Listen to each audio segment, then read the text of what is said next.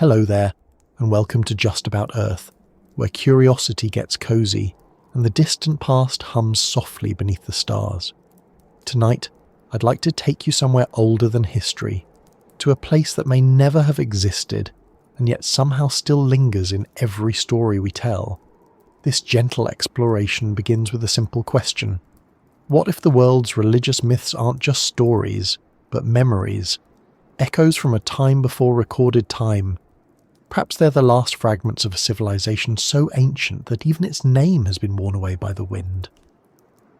Before we go wandering too far, I'd love to know, where are you listening from tonight?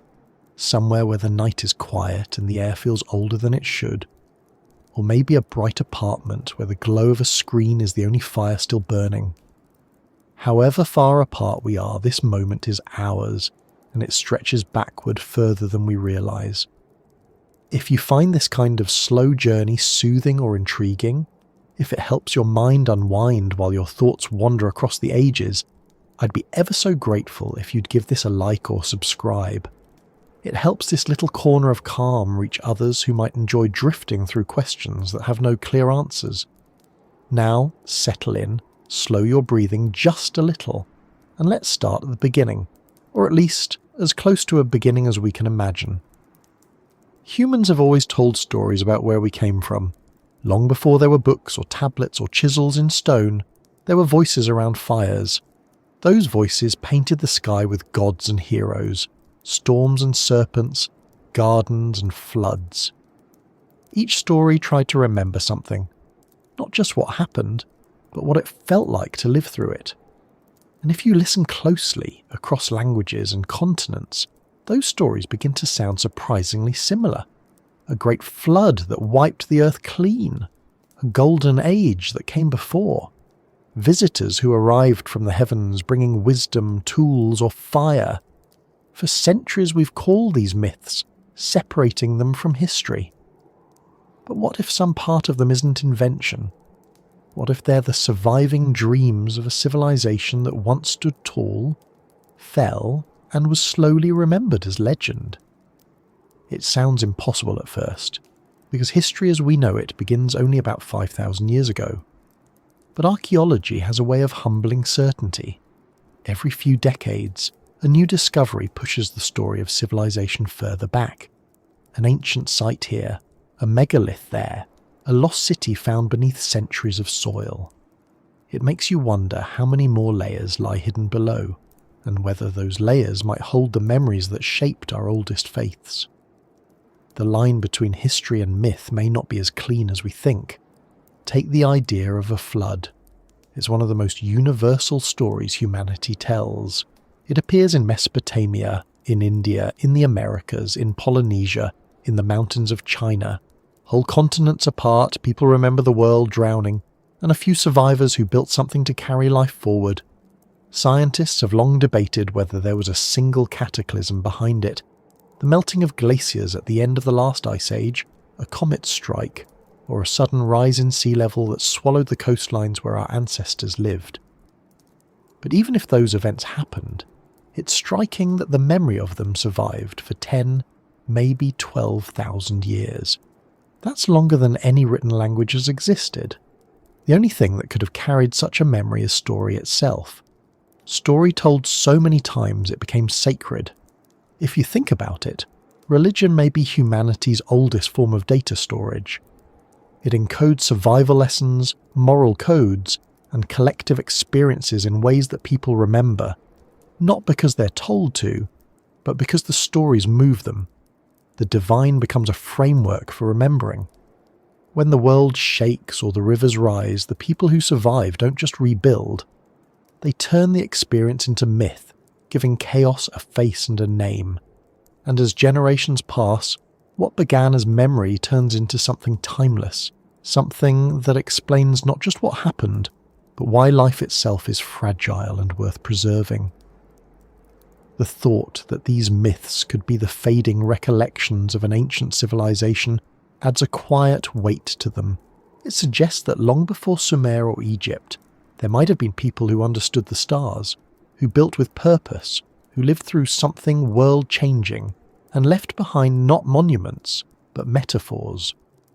The myths we now call divine might be their messages, distorted by time, softened by storytelling, yet still humming with a strange familiarity. When we read about gods teaching humans to plant, to write, to count, or to heal, we might be hearing echoes of teachers who once walked among us, human, but mythologized by memory. There's something haunting about the way every culture looks backward toward a lost perfection. The Greeks called it the Golden Age. The Hindus speak of Satya Yuga. In some Native American traditions, there are the ages of the world, each ending in destruction before a new dawn. Again and again the pattern repeats. Creation, fall, renewal. It's as if humanity remembers falling from something greater and keeps trying to tell itself the story of that loss. Maybe those cycles aren't just metaphors for moral decay or divine judgment.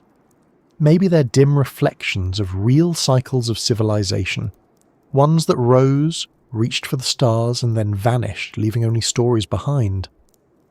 Archaeologists tend to divide prehistory into tidy periods: Paleolithic, Mesolithic, Neolithic, Bronze Age, Iron Age. But life doesn't unfold in clean steps. Civilizations can rise quickly and vanish completely, especially when nature intervenes. If the first great society existed 12 or even 15,000 years ago, most of its cities would now lie underwater, buried beneath the coastlines that drowned when the ice melted. What remains on land might look like scattered stones, odd alignments, or enigmatic ruins we struggle to date. Over thousands of years, those traces could easily become legend, then religion. You can almost picture the scene. A handful of survivors climbing to high ground after a catastrophe. They watch the world they knew vanish beneath the sea. The knowledge they once took for granted, farming, architecture, astronomy, becomes precious. When they teach their children, those teachings take on reverence. They speak of the ones who came before them as gods, and when those children tell their own children, the stories grow larger than life. Over generations, myth becomes the only language left to describe what once was ordinary. Even now, some of those stories feel oddly specific. Ancient texts describe flying craft, celestial weapons, glowing lights, cities that vanished in fire or flood. Modern readers often interpret these as symbolic or spiritual, and they might be. But they could also be memories, stretched and reshaped by oral tradition, of technologies and events our ancestors no longer understood. A rocket described as a chariot of fire, a satellite mistaken for a star that never moves, a city destroyed by what sounds suspiciously like a nuclear blast but could just as easily have been a meteor. The past speaks in metaphor when its language is lost. If that's true, then humanity might be living in the long shadow of its own forgotten history. Every civilization we know could be a descendant of one that came before, inheriting fragments of its science as mythic truth. That idea isn't new. Thinkers from Plato to Graham Hancock have suggested it. But what's fascinating is how our myths behave like collective memory. They distort details but preserve structure.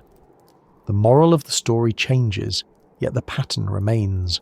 The gods teach, humanity forgets, catastrophe follows, and the cycle begins again. It's less a fable than a feedback loop. And maybe that's what faith has been doing all along, keeping humanity oriented towards something it once knew. Whether it's the idea of paradise lost, divine order, or the promise of return, the great religions of the world all seem to point backward and forward at once. They remember a time when humanity walked with the divine and anticipate a time when that unity will be restored. Between those 2 points lies the human story, the remembering and the waiting. It's worth noticing how the oldest myths aren't just about gods, but about knowledge. Fire, writing, agriculture, mathematics. These are the gifts the gods give. Why those things? Because they're the foundations of civilization. If the myths were purely spiritual, they could have focused only on morality or the soul, but they consistently tie divinity to invention. That suggests a very old association between wisdom and worship, as if to say that remembering how to build, how to measure, how to survive was itself sacred. Imagine for a moment that the first civilization didn't vanish entirely. Imagine small groups of survivors scattered across the globe, each carrying fragments of that old knowledge. In one place they rebuild agriculture, in another they construct monumental architecture to mark the stars. Over generations those fragments evolve separately, becoming the seeds of later cultures: Egypt, Sumer, the Indus Valley, the Olmec. From their shared origins come shared myths, each shaped by local experience but echoing the same themes. The gods descend, the flood cleanses, the world begins again. You might think that if such a civilization existed, we'd have found solid proof by now. But time is a ruthless editor. Most materials decay, coastlines shift, forests swallow stone. What remains are hints, similarities in myths, alignments in architecture, impossible coincidences in ancient knowledge, the constellations known to people on opposite sides of the planet, the same sacred geometries appearing in temples oceans apart. Even if coincidence can explain some of it, the pattern feels intentional, like the faint rhythm of a song half remembered. There's comfort in thinking of humanity as one long conversation with itself, speaking across millennia through the language of myth. Each generation forgets a little more and invents a little more, blending memory and imagination until they're indistinguishable. The result is religion, not just belief in the unseen, but the instinct to preserve something precious through story. That instinct may be our truest inheritance from the first civilization, if it ever existed. When we gaze at ancient ruins or recite prayers that have been spoken for thousands of years, we're participating in a kind of remembering. We're keeping alive the possibility that once, long ago, humanity knew something profound and lost it. Maybe that's why these myths feel so familiar, so strangely personal. They speak to a homesickness older than any homeland. The idea that myths might be memories doesn't diminish their sacredness. If anything, it deepens it. It suggests that the divine is not only above us but behind us, woven into our history as much as our hope. Perhaps that's what the old storytellers were trying to tell us all along, that the gods we pray to might be our ancestors, that creation stories might be the record of recreation, that the world has ended before and will begin again. Somewhere in the distance between science and spirituality lies a truth that feels both comforting and humbling. Civilizations rise and fall, but the stories endure. They carry the essence of who we are, curious, resilient, and endlessly searching for where we came from. Maybe that search itself is the real inheritance of the first civilization, not their tools or temples, but their question: who are we, and what have we forgotten? And so, as you breathe a little slower and let your thoughts drift, imagine those ancient voices still whispering through the myths we tell. Not gods in the clouds, but people like us, reaching across time with the only tool that could survive the ages: story. Their words became our faith, their memories our myths, and their world perhaps not as far away as it seems. Because the past, especially the one we've forgotten, has a way of finding its voice again, and maybe, just maybe, we're starting to listen. When we look at the oldest stories we still remember, we aren't just reading words or hearing sounds, we're opening time capsules sealed by memory. They come to us wrapped in layers of repetition, translation, and reverence. Somewhere beneath all that, beneath the embellishments of priests and poets, there may be small, steady truths, fragments of things that really happened. It's strange to think that language, this fragile system of breath and vibration, might be the only bridge we have between our world and one that came before history, and yet somehow it has carried us here. Every culture, no matter how isolated, tells origin stories. In some, gods form humans out of clay or dust. In others, they carve them from trees or call them forth from the sea. The details differ, but the theme repeats. Creation from the earth, guided by something greater. Maybe it's just coincidence that so many of these stories use the same imagery, or maybe it reflects a shared recollection, passed down from a time when humanity saw itself emerge again after disaster. When the survivors of some forgotten age began rebuilding, how else could they describe what they were doing but by saying the gods made them anew? If you trace those stories backward far enough, you begin to see how deep the roots go. The Sumerians, among the earliest known civilizations, told of the god Enki fashioning humans to serve the gods, shaping them from clay. Thousands of miles away and centuries later, the Hebrew scriptures described Adam moulded from dust. In West Africa, the Yoruba said that Obatala created humanity from clay figures. In China, the goddess Nua sculpted humans from yellow earth. It's tempting to read these as purely symbolic, but they could also encode a literal truth, that at some point humanity was remade from the earth. Not in the miraculous sense, but in the practical one. When people had to start again, rebuilding their homes, their tools, their fields, it would have felt like creation itself. The consistency of these myths across continents is striking. For people separated by oceans and millennia to tell such similar stories, something profound must have shaped their collective imagination.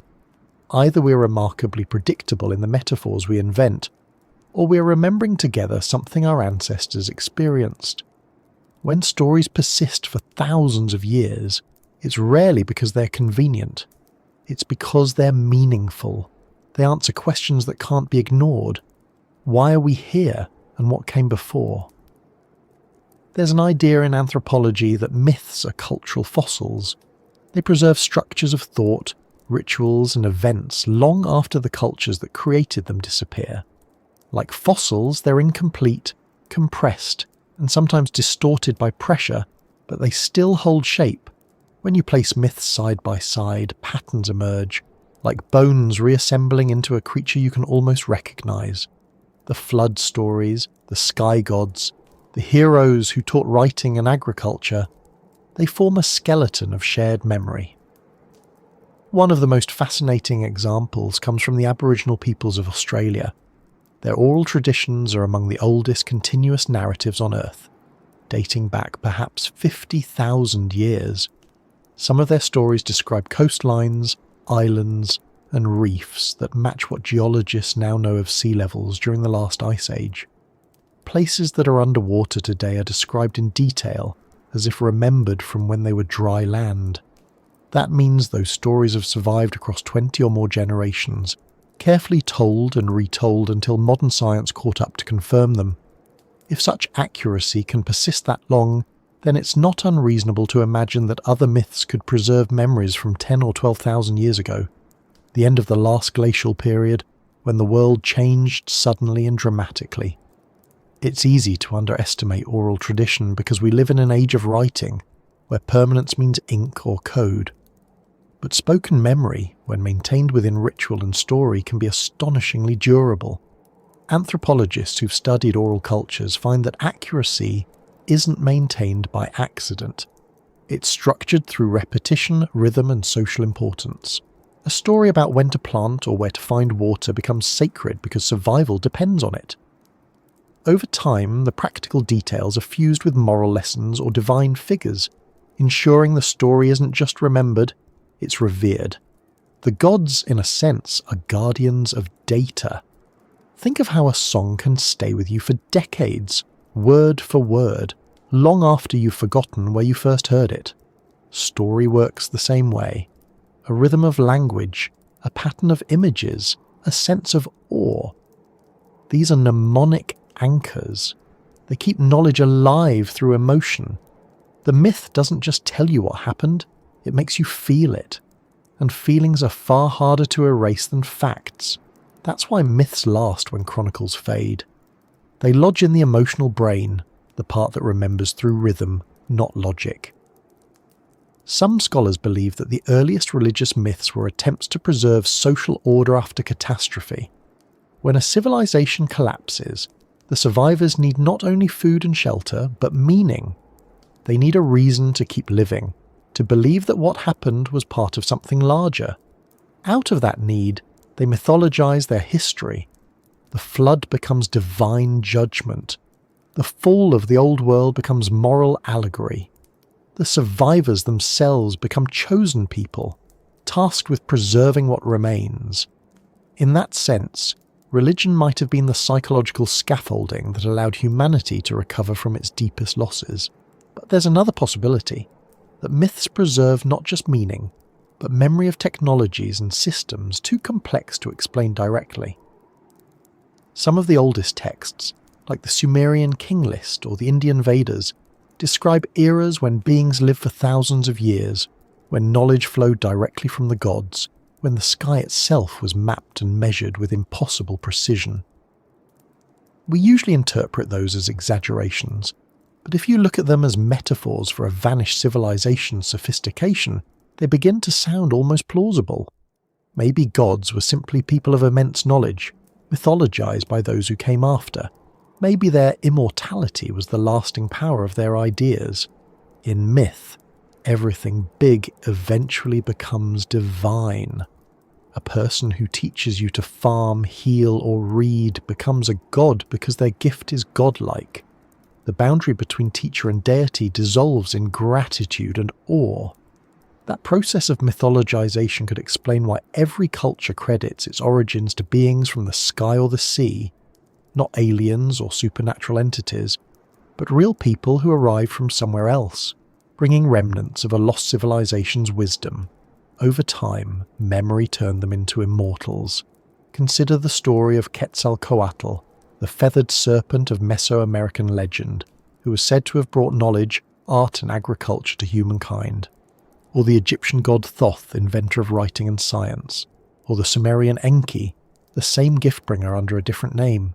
They share a template, benevolent teachers associated with wisdom, measurement, and order. They rise, they depart, and their followers wait for their return. If we strip away the divine imagery, what remains is the memory of mentors, perhaps survivors or emissaries from a civilization that once connected faraway peoples. It's not just the characters that align, it's the structure of their stories. A world of chaos, the arrival of order, a golden age, then a fall. You could map that structure across continents and see the same cycle play out. Even the details repeat. Floods, fire, stars falling from the sky, cities swallowed by water or sand. It's as if humanity has been trying to retell one story in 1,000 languages. The specific names change, but the plot doesn't. Something great existed. Something terrible happened, and we have been remembering it ever since. Of course, skeptics argue that humans simply recycle similar ideas because our brains work the same way everywhere. Floods happen in all climates. The sky is universal. The longing for a golden past is psychological, not historical. And those explanations may be true, but they don't account for how accurately some myths preserve real geological or astronomical events. For example, the Dogon people of Mali have long told stories about a companion star to Sirius, invisible to the eye but part of their cosmology for centuries before modern telescopes confirmed its existence. Whether that's coincidence, intuition, or inheritance from some lost source, no one can say for certain. But it does remind us that dismissing myth as mere fantasy may close doors we don't yet understand. When archaeologists uncover a site like Göbekli Tepe in Turkey, dated to around 11,000 years ago, it challenges the tidy timeline of civilization. Monumental architecture built before agriculture, before cities, before writing. Its carvings depict animals and symbols whose meanings we still can't decode. It feels like a library without an index, a message from a world that already knew how to build and remember. If a structure like that survived, what else might lie beneath? And if those builders left myths instead of monuments, could those myths be the missing record of who they were? Story, after all, is easier to carry than stone. A tale told to a child can survive longer than any wall. It requires no preservation, only repetition. Perhaps the first civilization understood that. Perhaps they encoded their wisdom in narratives so simple they would be irresistible to repeat. A flood that cleansed the earth, gods who taught humanity, heroes who carried the torch of the knowledge. If that was their archive, then we've been reciting it ever since, mistaking data for devotion. And yet, even if these myths are memories, they aren't static records. They evolve with each telling. Every generation reshapes them to fit its fears and hopes. What began as survival lore becomes moral guidance. What began as eyewitness history becomes divine revelation. That transformation is what gives myth its power. It turns information into meaning, and meaning into belonging. When you share a myth, you share an identity that stretches backward through time. You become part of the remembering. There's a strange comfort in thinking that somewhere beneath every temple, every scripture, every prayer, there might be an ancient heartbeat, a signal from the first people who looked up at the stars and saw not chaos but pattern. Maybe they wanted us to remember the rhythm of the sky, the fragility of the earth, the certainty that everything changes and returns. And maybe we did remember, just not in the way they expected. We built religions, calendars, and philosophies from their fragments, and in doing so, kept their memory alive, though their names have long been forgotten. Even the act of storytelling itself might be their legacy. The impulse to explain, to connect, to make meaning, those instincts define civilization. Perhaps the first civilization wasn't defined by cities or metals, but by the moment when someone first said, "Let me tell you what happened." That sentence, whispered in the dark, was the beginning of everything we call human. As we listen to those oldest stories, it's worth remembering that we're not outsiders looking in. We're part of the same continuum. The myths aren't just ancient, they're ongoing. Every generation adds a layer, a translation, a new voice to the chorus. And somewhere within that chorus, if we listen quietly enough, we might still hear the original melody. Faint, persistent, but unmistakably human. The stories we tell shape what we believe, but they also shape what we remember. They're how we preserve the past when everything else is gone. So when you hear of floods, of gods descending, of worlds remade, try to imagine them not as inventions, but as recollections. Because if myth is memory, then remembering is sacred work. And maybe that's what the first civilization wanted most. Not to be worshipped, but to be remembered. And if that's true, then perhaps we're already doing exactly what they hoped. Every time we look back, every time we wonder how it all began, we're keeping their light alive. The faint glow of something very old, shining quietly through the fabric of our collective dream. The flood that wouldn't go away is one of those stories that refuses to die. It turns up everywhere, told by people who never met, in lands that never touched, in languages that had no common ancestor. Mesopotamia, Egypt, India, China, Greece, the Americas, the Pacific Islands. All remember a time when the waters rose and life had to begin again. Some call it judgment, some renewal, some just the way things are. And the more you compare those stories, the harder it is to believe they are all coincidence. Flood myths don't whisper about small, local disasters. They describe the world ending in water, a vast cleansing, a storm without end, an ocean swallowing the earth. The people who survived, usually a few chosen or lucky souls, become the ancestors of everyone who came after. Sometimes they build a boat, sometimes they climb a mountain, sometimes a god lifts them to the sky. And always, when the waters recede, they descend again into a silent, empty world and start over. It's such a persistent pattern that you can almost feel it in your bones, like a genetic memory. Perhaps it's more than story. Perhaps it's history, filtered through awe. The most famous version comes from the book of Genesis. Noah, the ark, the animals 2 by 2. But that's only one retelling of a far older story. Long before the Hebrew scriptures, the Sumerians told of a man named Ziusudra, saved by the god Enki from a flood sent to destroy humanity. The Babylonians had Utnapishtim, the immortal flood survivor of the Epic of Gilgamesh. His ark, his dove, his sacrifice, detail so close to Noah's that scholars can trace the literary lineage directly. Each culture took the same memory, added its theology, and passed it on. But the trail doesn't stop in Mesopotamia. In India, the ancient Sanskrit texts speak of Manu, a wise man warned by a fish that a great flood was coming. The fish, an incarnation of the god Vishnu, told him to build a boat and gather the seeds of life. When the flood came, Manu's boat was towed by the divine fish until the waters subsided. Then Manu performed sacrifices and became the father of a new human race. Thousands of miles away in Greece there was Deucalion, son of Prometheus, who built a chest to survive a flood sent by Zeus. When the rain ended, he and his wife repopulated the world by throwing stones over their shoulders, each stone turning into a person. Even in the Americas, far removed from Eurasia's mythic web, flood stories abound. The Maya speak of gods who destroyed the wooden people with water. The Inca tell of two survivors, Manco Capac and Mama Oclo, emerging from Lake Titicaca to found civilization. Among North American tribes, versions vary, but the structure repeats. A deluge, a few rescued in a canoe or on a high mountain, a world reborn.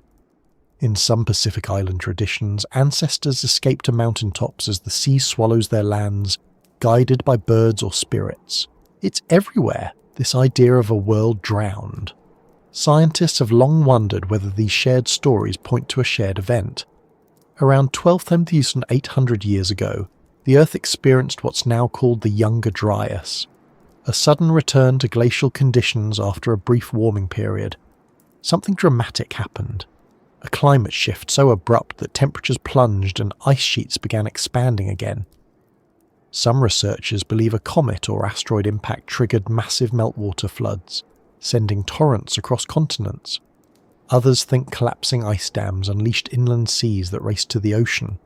Either way, sea levels rose rapidly at the end of that era. Coastlines disappeared. Whole regions were transformed within human memory. If you imagine living through that, you can see why it would leave a mark so deep it became myth. Imagine the horizon vanishing, the ground trembling, the rivers overflowing, the sky filled with smoke and rain. The survivors, scattered and afraid, might have seen it as divine retribution, or as the end of the world. When they told their children, they wouldn't have spoken in scientific terms. They would have spoken in symbols, the wrath of the gods, the cleansing of sin, the drowning of an age. And as those stories travelled, each culture would adapt them to its own landscape, its own fears, its own lessons. The core memory, though, would remain. Modern geology supports the idea that floods of unimaginable scale really happened. At the end of the last ice age, melting glaciers created enormous lakes across North America, Europe and Asia. When ice dams broke, they released water volumes greater than all modern rivers combined. In North America, the collapse of glacial Lake Agassiz sent a deluge surging into the Atlantic. In the Near East, rising seas flooded the Persian Gulf basin, which may once have been fertile land where early humans lived. Around the same time, the Black Sea, then a smaller freshwater lake, was suddenly inundated by Mediterranean waters through the Bosporus, possibly inspiring the flood stories of Mesopotamia and Anatolia. The archaeological record hints at sudden abandonment of settlements, layers of flood deposits, abrupt shifts in climate. These are not isolated incidents, but global ripples of the same event. And yet, instead of remembering them as geological accidents, our ancestors encoded them as moral stories. They didn't separate natural from spiritual. A flood wasn't just water, it was meaning. It washed away not only the land but the order of things. When people rebuilt, they rebuilt their worldview too. The persistence of the flood myth also reveals something about how humans process trauma. When disaster strikes on a scale that erases everything familiar, memory alone isn't enough to contain it. Story steps in to make sense of it. By giving catastrophe a purpose, punishment, purification, rebirth, people reclaim control over the uncontrollable. The myth becomes a therapy session stretched across millennia. Each retelling eases the collective fear by framing it as part of a cosmic cycle, rather than a random tragedy. There's a psychological term, collective trauma integration. It describes how groups transform overwhelming experiences into cultural narratives. Myths of deluge might be the earliest example of that. They allowed our ancestors to speak about survival without reliving terror. The flood didn't just destroy, it cleansed. What survived was not only humanity, but meaning itself, and that meaning became sacred. There's another angle too, the possibility that the flood marked a boundary between civilizations. The last ice age's end would have displaced millions of people from coastal regions. As they moved inland, their encounters with less advanced groups might have seeded stories of gods arriving from the sea. To those who had never seen agriculture or monumental architecture, refugees of a drowned coastal society would have seemed supernatural. They brought strange tools, strange knowledge, perhaps even new languages. Over generations, those encounters could easily become divine visitations. The flood, then, was both an ending and a migration. The gods didn't descend from the sky. They arrived by boat. Archaeological hints support this idea. Many ancient coastal cities now lie underwater. Off the coasts of India, Japan, the Mediterranean and the Caribbean, ruins at Dwarka in India's Gulf of Cambut, for instance, sit beneath meters of silt and water, dated by some estimates to around 9,000 years ago. Whether those dates hold or not, it's clear that humans were building complex settlements long before the familiar dawn of history. When the seas rose, those societies vanished from the surface, leaving behind only submerged stones and the echo of their story. The world drowned, and we began again. There's something almost poetic in how myth and geology mirror each other. Science describes the physical mechanisms, myth preserves the human response. Together they tell a fuller truth. The planet flooded, yes, but so did the human psyche. Everything we are now, our religions, our rituals, our need to find order in chaos, might have crystallized in that flood's aftermath. Civilization could be, in a way, the long echo of survival. And if the flood marks a real memory, then it also marks a turning point. Before it, perhaps the first civilization flourished, coastal, maritime, advanced enough to seem divine to those who came after. After it, the survivors became wanderers, teachers, and myth makers. Their descendants would plant the seeds of later cultures, each carrying a slightly different version of the story. That would explain why the same flood motif appears from Sumer to Polynesia. Everyone inherited the same memory, reshaped to fit their new world. It's easy to imagine how that memory persisted. Floods keep happening. Every generation witnesses smaller versions. Rivers bursting, storms sweeping coastlines. Each new disaster reactivates the old one. Parents tell children, once the world drowned, and this is why we must respect the waters. The myth becomes a moral lesson, but also a survival manual. Even now, coastal communities build flood markers and temples to water gods, performing rituals that trace back to prehistory. Whether or not they know it, they're continuing the same tradition of remembering through reverence. The story's endurance also says something about our relationship with time. A flood is both sudden and cyclical. It destroys, then recedes. It erases, then renews. That pattern mirrors life itself, which may be why it resonates so deeply. To be human is to rebuild, again and again, from what the water leaves behind. The flood isn't just an event in history, it's the template for history. Civilizations rise, overflow, collapse, and return. Each believes it's unique, yet all follow the same tide. What's remarkable is that even as cultures turned floods into moral allegories, they preserved surprising details. In some Sumerian versions, the flood lasts 7 days and nights, a plausible duration for a catastrophic storm. In the biblical account, it rains for 40 days, a symbolic but not impossible span. The Black Sea hypothesis estimates that coastal flooding could have transformed the region within months, submerging vast areas and forcing mass migration. Myths often exaggerate, but they rarely invent from nothing. Their roots grow in real soil. If we treat these stories as historical artifacts rather than parables, they begin to form a map. Each myth marks a node on the same global event, interpreted through local experience. Collectively, they outline the trauma of a species watching its world change overnight. The flood that wouldn't go away isn't just about water, it's about remembering change itself. It's the story of impermanence made eternal. There's another layer worth considering. In many myths, the flood doesn't just end the old world, it purifies it for a new one. The survivors are chosen for their virtue, wisdom, or favour with the gods. That theme of moral selection may have originated as a practical reality. In a real disaster, survival often depended on preparedness, cooperation, and luck. Those who lived long enough to tell the tale were, by definition, the adaptable ones. Their descendants naturally saw them as chosen. The moral framing came later, turning survival traits into virtues. Myths, in that sense, are Darwinian memory, selective storytelling that rewards what worked. And yet, for all its terror, the flood myth is strangely hopeful. It insists that life goes on, that even when the world ends, it begins again.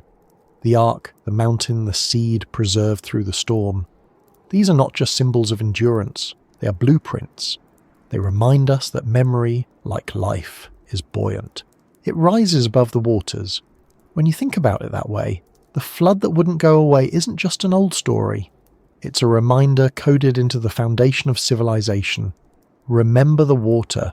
Respect its power, its cycles, its ability to erase everything you know. Perhaps that's why ancient temples were built near rivers, why baptism uses water as a symbol of renewal, why every major faith treats the sea or river as sacred boundary. Somewhere deep down, we remember when it wasn't metaphor, when water truly divided the old world from the new. And maybe that's why, even now, when storms rise and cities flood, something ancient stirs in us, a flicker of recognition. We don't just see tragedy, we feel repetition. It has happened before, it will happen again. The flood never really ended, it just withdrew, waiting. And in the stories we tell, it still flows, a current beneath our collective memory, carrying with it the echo of the first civilization's final days. Because stories, like rivers, don't stop. They change course, they branch and merge, but they keep moving. And somewhere downstream, those old waters still shape the world we live in. The flood waters may have washed the earth clean, but when the survivors looked up, it was the sky that told them what came next. Across the world, almost every culture remembers figures who came down from above after the chaos had passed. Beings of light, wisdom, and power, descending not in anger but in guidance. They taught humans how to plant, how to build, how to measure the heavens and the seasons. Some called them gods, some called them teachers, some called them ancestors returning from the stars. The details differ, but the theme remains curiously consistent. Knowledge came from above. When you step back and see how global that idea is, it begins to feel less like coincidence and more like recollection. The flood may have destroyed, but it also divided history. Before it, there were those who already understood the sky. After it, there were those trying to remember. The myth of gods descending might simply be the memory of teachers arriving from the remnants of an older, sky-minded civilization, one whose understanding of the stars was far beyond what we usually imagine for prehistory. Consider the Sumerians, who appeared in Mesopotamia seemingly from nowhere around 5,000 years ago. They called themselves the Black-Headed People, and said their knowledge was given to them by the Anunnaki, beings who came from the heavens. These heavenly figures were said to have taught writing, agriculture, architecture, and astronomy. The Sumerians were the first to divide the circle into 360 degrees, to measure hours into 60 minutes, and to record planetary movements with mathematical precision. All of this appeared suddenly, fully formed, without clear developmental routes. It's as if they were remembering rather than inventing. Move to Egypt and you find the same pattern. The gods who taught humanity were said to come from the stars, from Sirius, from Orion, from the Milky Way's shining river. Thoth, the divine scribe, brought writing and measurement. Osiris and Isis, figures of death and renewal, were said to have ruled a golden age before a great flood. When that age ended, they ascended back to the heavens. The Egyptians oriented their temples to the stars, aligning pyramids precisely with celestial events. They built monuments that mirrored the constellation of Orion. They didn't simply watch the sky, they built civilization around it. Thousands of miles away, the same imagery appears. In the Andes, the Inca spoke of Viracocha, a radiant god who emerged after a great flood to bring order and light to the world. He was described as tall, bearded, clothed in shining robes, an unusual image for a god in a region where beards were rare. He taught agriculture, architecture and astronomy, then walked across the sea, promising to return. In Mesoamerica, the Maya and Aztec had their own versions, Kukulkan and Quetzalcoatl, feathered serpents symbolizing sky and earth, light and wisdom. They too were said to have come after a great flood, taught humanity, and vanished into the horizon with a promise to return when the stars aligned once more. Even in the Pacific, the Maori and Polynesian peoples tell stories of ancestors who descended from the sky, bringing tools, crops, and sacred knowledge. In Africa, the Dogon speak of the Nommo, amphibious star-born beings who came from the Sirius system to teach the first people. These myths don't simply describe gods, they describe events of contact, teaching, and departure. Their echoes are scattered across the globe, but their melody is the same. The sky brought knowledge, and humanity began again. Skeptics say these parallels are the natural result of imagination. People everywhere look at the sky, depend on the stars, and naturally imagine divine origins there.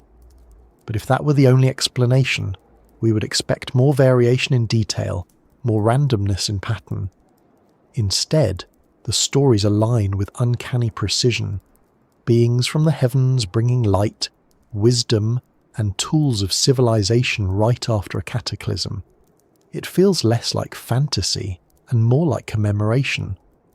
Imagine for a moment that the first civilization, the one wiped out by floods and shifting climates, had been an advanced maritime culture. They would have studied the stars for navigation, mapped coastlines, and perhaps even recorded celestial events we still struggle to interpret. When the flood came, their coastal cities vanished, but their survivors, scattered across new lands, would have carried with them two things: knowledge of the heavens and the memory of loss. To the people they met, smaller, isolated communities living simpler lives, their understanding of the stars would have seemed divine. When they taught, they became gods. When they left, they became legends. And when those legends were finally written down, they became religion. If that seems like too large a leap, consider how advanced skywatching already was among known ancient cultures. The builders of Stonehenge aligned it perfectly with solstices thousands of years before formal astronomy.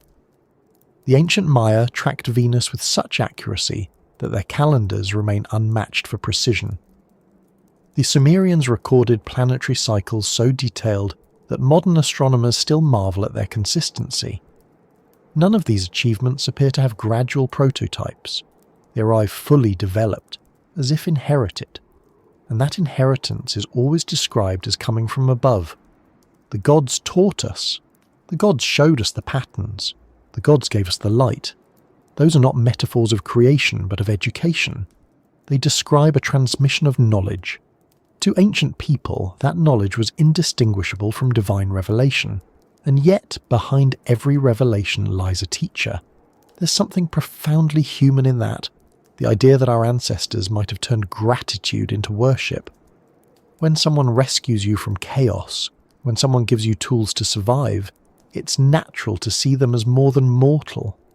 Over generations, stories amplify reverence until teachers become gods. and facts become miracles. The difference between science and mythology might simply be the passage of time. Look closer at what these sky gods taught. They weren't bestowing abstract spirituality. They were teaching practical knowledge, how to grow crops, how to build, how to track the heavens, the very things a displaced civilization would need to rebuild. It's as if the myths remember a curriculum. In some traditions, the gods even teach morality alongside measurement, as if the survival of society required both structure and conscience. The lesson was not only how to live, but how to live together. That balance between the scientific and the spiritual runs deep. The first civilization, if it existed, may not have separated them at all. For them, to understand the stars might have been an act of worship, and to build temples might have been a way of remembering the sky's geometry. When their descendants forgot the reasons behind those rituals, only the reverence remained. The builders became priests and the maps became myths. You can see traces of that mindset in the way ancient monuments align with celestial events. The Great Pyramids, oriented to true north with astonishing accuracy. The temples of Angkor Wat, tracing the path of Venus. The ziggurats of Mesopotamia, acting as stairways to the heavens. These weren't random architectural choices. They were part of a worldview in which heaven and earth mirrored each other, where the sky's order could be reflected in stone. It's as though the builders were trying to preserve a cosmic memory, the geometry of the universe, encoded in architecture. When people call them sky gods or builders of light, they're not just referring to beings of radiance. They're describing those who built by the light, who measured by the sun, the moon, the stars. They're describing the engineers of time. It's possible the phrase light itself in these old myths referred as much to knowledge as to brightness.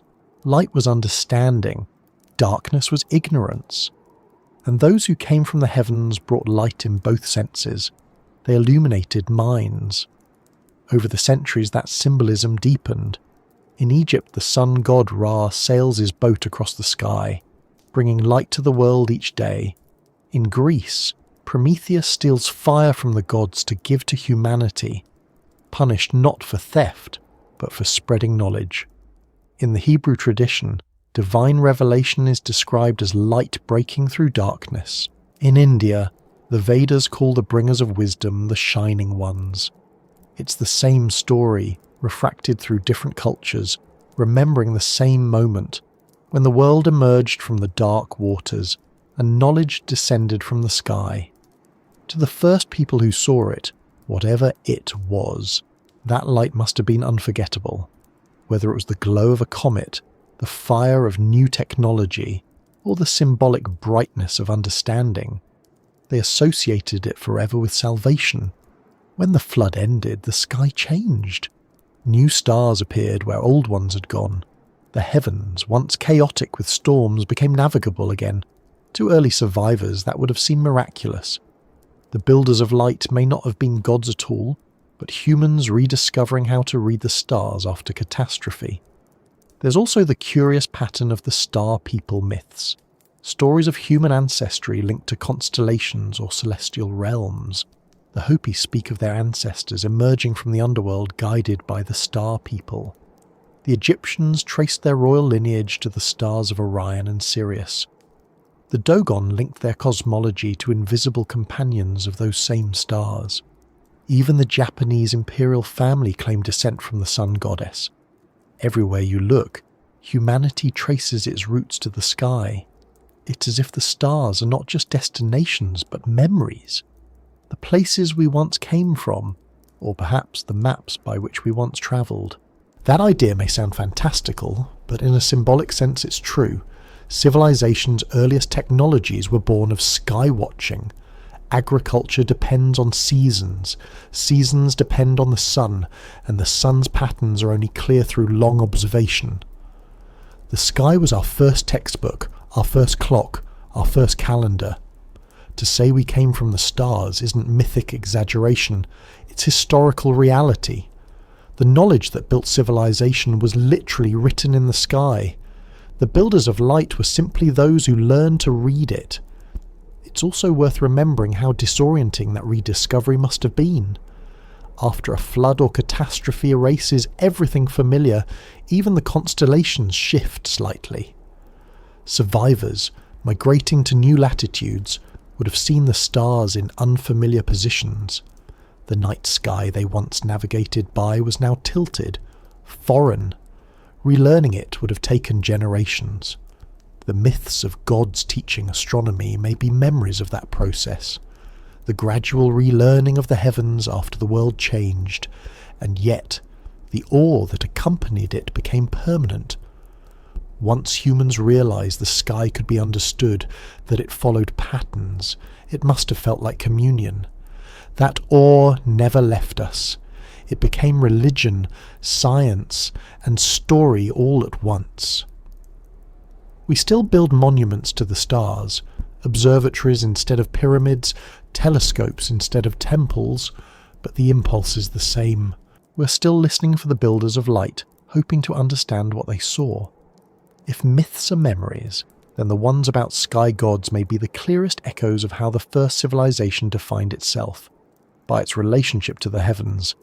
The flood destroyed the world, but it didn't erase the stars. Those became the bridge between worlds, the constant that guided humanity back toward order. And perhaps that's why those old stories still comfort us. They remind us that even when the earth shifts and the seas rise, the sky remains. It is both map and memory, silent but enduring. A reminder of what we once knew and might one day know again. Because long before we built cities or nations, we built constellations. We linked distant points of light and called them meaning. And maybe, in doing so, we were only repeating what the first civilization taught, that knowledge is the truest form of light, and that to remember is to rebuild. Atlantis has always lived somewhere between history and dream, a city of light beneath the waves, a perfect world undone by its own greatness, a cautionary tale disguised as a memory. For more than 2,000 years, people have argued about it, searched for it, written about it, and quietly wondered if perhaps Plato wasn't inventing a fable after all. Maybe he was remembering something older, a whisper that had survived long enough to find its way into his dialogue, because that's what his account really is, a retelling of a story that was already ancient when he wrote it down. Plato said he heard the tale from his ancestor Solon, who had learned it from Egyptian priests during his travels. The priests described a powerful island civilization beyond the Pillars of Hercules, what we now call the Strait of Gibraltar. It was said to be larger than Libya and Asia combined, rich in metals and knowledge, and ruled by kings descended from the sea god Poseidon. Atlantis, they said, had conquered much of the known world before being swallowed by the sea in a single day and night of misfortune. The details read like legend, but the tone of Plato's account is oddly serious. He presents it not as metaphor but as history, a warning about the hubris of nations. For centuries, scholars dismissed it as allegory. But then something curious happened. As archaeology pushed the timeline of civilization further back, and as scientists began to uncover evidence of sudden floods and lost coastlines, Atlantis began to seem less like fantasy and more like memory. Maybe not exactly where Plato placed it, and maybe not under that name, but as a symbol for something real, a great civilization erased by water. If you imagine how stories travel, it's not hard to see how the memory could survive. Suppose, 12,000 years ago, a thriving culture occupied coastal lands that are now submerged. When sea levels rose after the last ice age, their cities would have vanished almost overnight. The survivors, displaced inland, would tell their descendants of a shining homeland lost to the sea. Those descendants, centuries later, might turn that loss into myth, an island that sank because of pride, a paradise destroyed for forgetting its balance with nature. By the time Plato heard it, that memory had already passed through countless mouths and meanings. Archaeology has found hints that feed this possibility. Around 9600 BCE, the date Plato himself gives for the fall of Atlantis, the world did experience dramatic climate upheaval. The Ice Age ended abruptly, and global sea levels rose by more than 100 metres. Vast tracts of fertile coastal land were drowned. Evidence of ancient shorelines now lies deep beneath modern oceans, from the North Sea to the Persian Gulf to the Sunda Shelf of Southeast Asia. Beneath those waters, sonar surveys reveal what look like riverbeds, deltas and terraces, the fingerprints of once-inhabited landscapes. No one can say those drowned lands held cities, but they certainly could have. We know that humans were already building complex structures by then. Göbekli Tepe in modern Turkey, dated to around 11,000 years ago, predates writing, pottery, and even agriculture, yet displays sophisticated stonework and astronomical alignment. Whoever built it wasn't experimenting. They were remembering how. Sites like that are reminders that the story of civilization may be much older than our textbooks allow. If advanced culture existed then, the seas that rose soon after would have erased its coastal heartlands. Only the stories would remain, floating like driftwood on the surface of time. That's the haunting thing about Atlantis. It might not be a place at all, but a collective memory of all the places that were lost. When people imagine it, they project their own ideals: order, beauty, knowledge, abundance, and the inevitable fall. Every generation rewrites it to reflect its fears. In the Renaissance, it became a symbol of divine perfection corrupted by human arrogance. In the modern era, it became a riddle for explorers and scientists, a myth waiting for coordinates. Yet behind all those interpretations, the core remains unchanged. A great civilization destroyed by water and remembered by the survivors as both warning and longing. The memory of Atlantis feels different from ordinary myth. It doesn't describe gods fighting or monsters rising. It describes people, cities, technology, trade, and pride. It's the only ancient story that reads like a historical record of a civilization rather than a cosmic drama. That's what makes it unsettling. It feels specific, detailed, and plausible. Plato even describes the city's concentric design, its irrigation channels, its temples, and its metal, a mysterious alloy called orichalcum, which some archaeologists have since found in shipwrecks near Sicily. The temptation to connect dots is irresistible, but perhaps the truth is simpler. Perhaps Plato's Atlantis was a composite, a single story woven from the ruins of many drowned worlds. The Mediterranean alone holds countless such candidates. Off the coast of Crete lies the island of Thera or Santorini, whose massive volcanic eruption around 1600 BCE destroyed the advanced Minoan civilization. Its remains show a people skilled in architecture, art, and navigation. The explosion was so immense it likely inspired parts of the Greek memory of Atlantis, an island consumed by the sea. But that's a late echo compared to the older stories Plato references. Go back further, and you find submerged ruins near Malta, traces of stone structures beneath the waves near Yonaguni in Japan, ancient roads off India's coast, and vast continental shelves now hidden under the oceans. Each could be a verse in the same old song. If you see all of them not as separate mysteries but as fragments of one shared loss, the idea of Atlantis becomes less fantastical and more human. It represents our first fall, the moment when nature reminded us how fragile we are. Every culture has a version of that moment. The Egyptians remembered Zep Tepi, the first time, when gods ruled before a flood reset the world. The Sumerians spoke of antediluvian kings. The Maya wrote of a previous world destroyed by water. The Greeks called it Atlantis. They were all remembering the same boundary between eras, before and after the waters rose. It's striking how Plato frames the downfall of Atlantis. He says it was destroyed not by fate alone, but by moral decay. Its people grew arrogant, valuing power over harmony, and so they lost their divine favour. The earth itself rebelled, and the sea consumed them. At first glance, that's just an allegory about virtue, but it might also hide a more literal warning. If Atlantis represented a real civilization whose prosperity depended on delicate balance with its environment, its fall could have been the natural consequence of disruption, deforestation, resource exhaustion, or climate change. The moral layer would come later, shaped by storytellers who turned cause into judgment. The message remains timeless. When harmony breaks, even the greatest civilization can drown.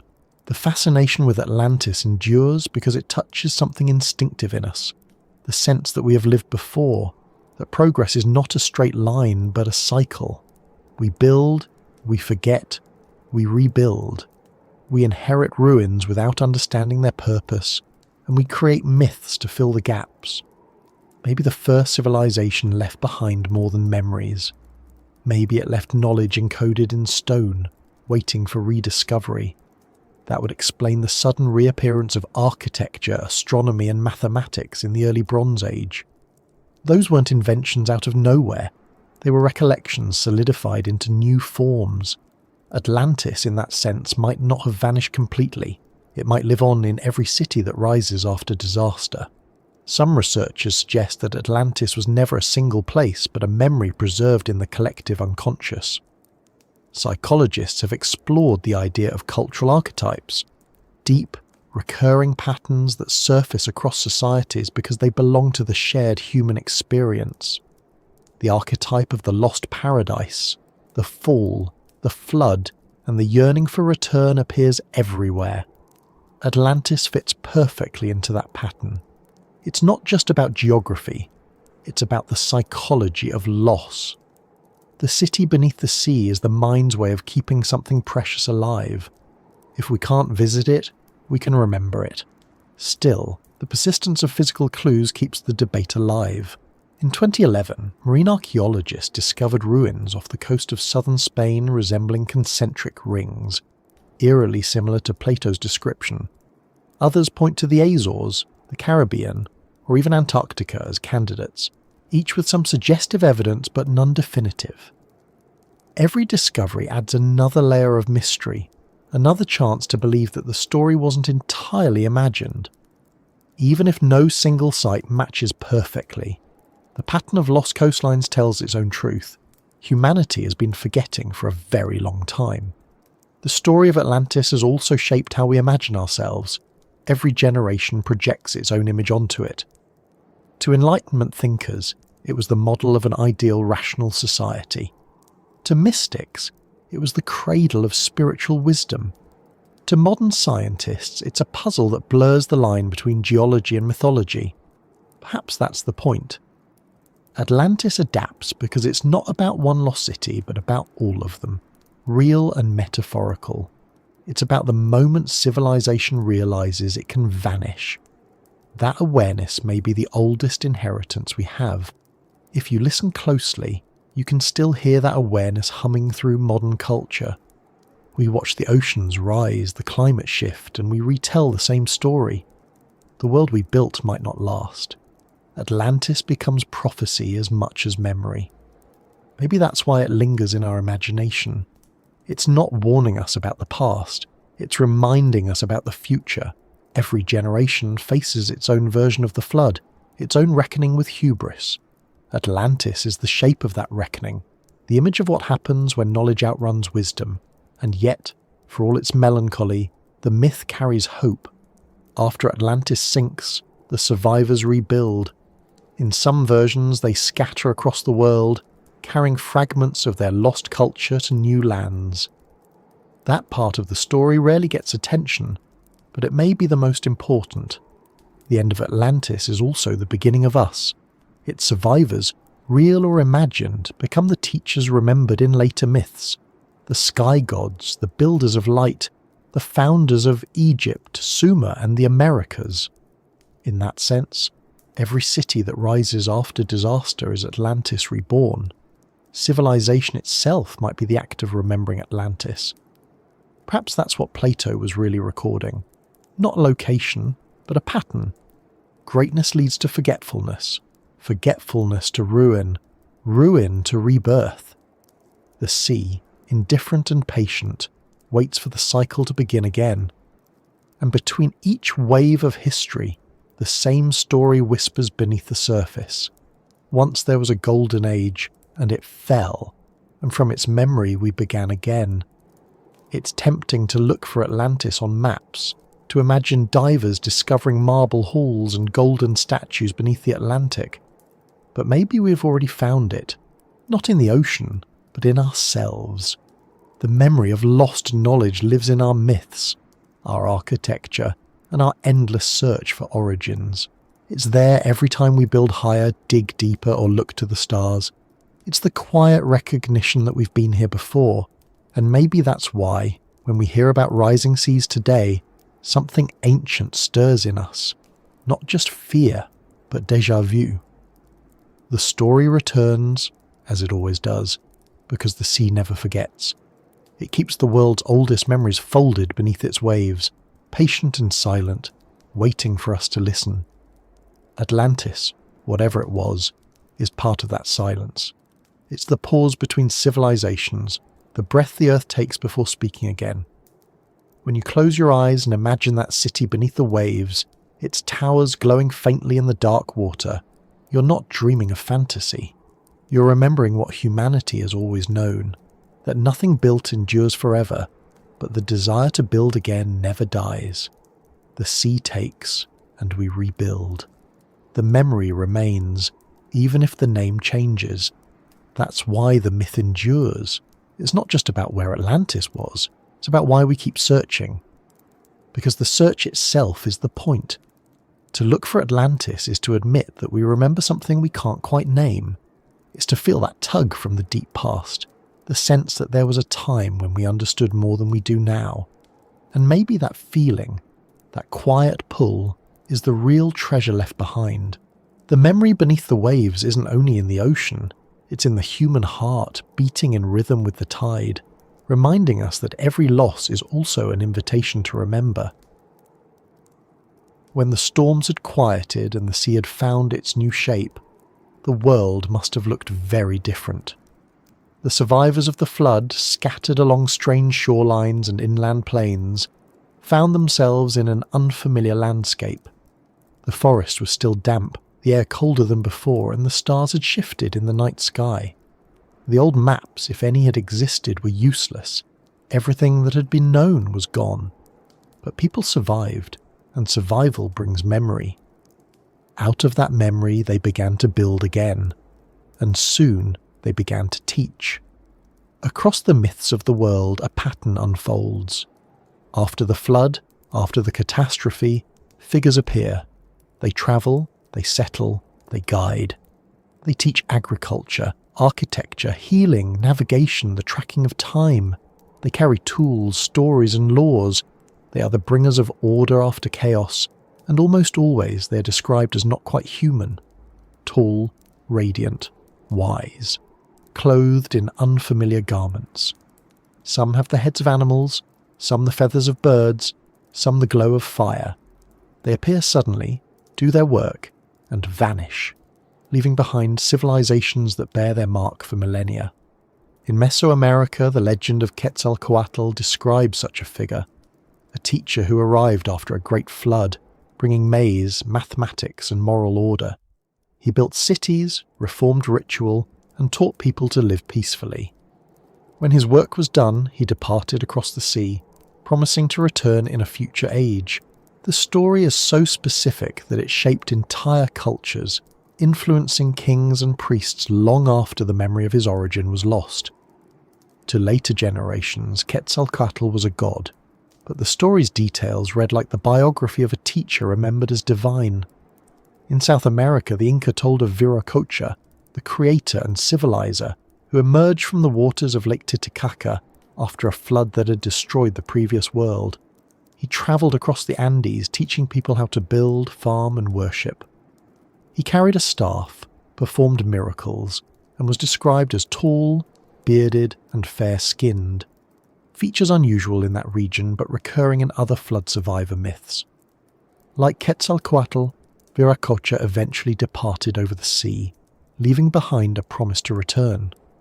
The two stories, separated by geography and language, echo each other almost perfectly. Further east, in Egypt, the teacher was Thoth, the scribe of the gods, inventor of writing and keeper of wisdom. He taught measurement, astronomy, and healing. The Egyptians said that long before the dynasties, there had been a time when divine beings walked the earth and passed their knowledge to humanity. Thoth was one of them, and when his time ended he ascended to the heavens, taking with him the secrets of language and timekeeping. His students carried on his work, founding the traditions that would shape Egyptian civilization for thousands of years. The Greeks remembered Prometheus, who defied the gods to bring fire, the symbol of knowledge, to humankind. For that act he was punished, bound to a rock where an eagle devoured his liver each day. His story mirrors the same pattern of the teacher who sacrifices himself to enlighten humanity. In India, the sages of the Vedas, the rishis, were said to have received divine knowledge directly, teaching rituals, mathematics, and philosophy. They preserved wisdom from a previous age, the Satya Yuga, when gods and humans still walked together. The flood that ended that era was only the beginning of another. Everywhere, these figures appear as restorers, not creators. They don't bring something entirely new. They bring back what was lost. That's the detail that makes these stories so compelling. They act as if they are remembering rather than inventing. Their teachings, writing, measurement, agriculture, architecture, seem like fragments of a system already known elsewhere. The myths don't say they discovered these things. They say they returned them to humanity. That wording, repeated across continents, suggests that these teachers were carriers of memory. They might have been survivors or descendants of an earlier civilization, people who still knew things their new neighbours did not. To those they encountered, their knowledge would have seemed miraculous. The ability to read the stars, to irrigate fields, to shape stone. These were powers indistinguishable from magic. Over time, gratitude and reverence would turn them into gods. It's worth imagining what those first encounters might have felt like. Picture a small community of hunter-gatherers living in the hills after the flood. One day, strangers arrive, taller, better fed, dressed in strange fabrics, carrying tools of metal or polished stone. They build shelters that don't collapse.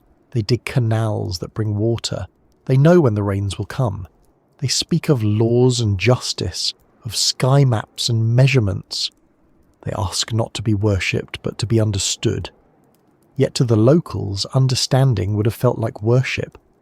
Over generations, their deeds would become divine acts, their words sacred scripture. Archaeology offers glimpses of such encounters.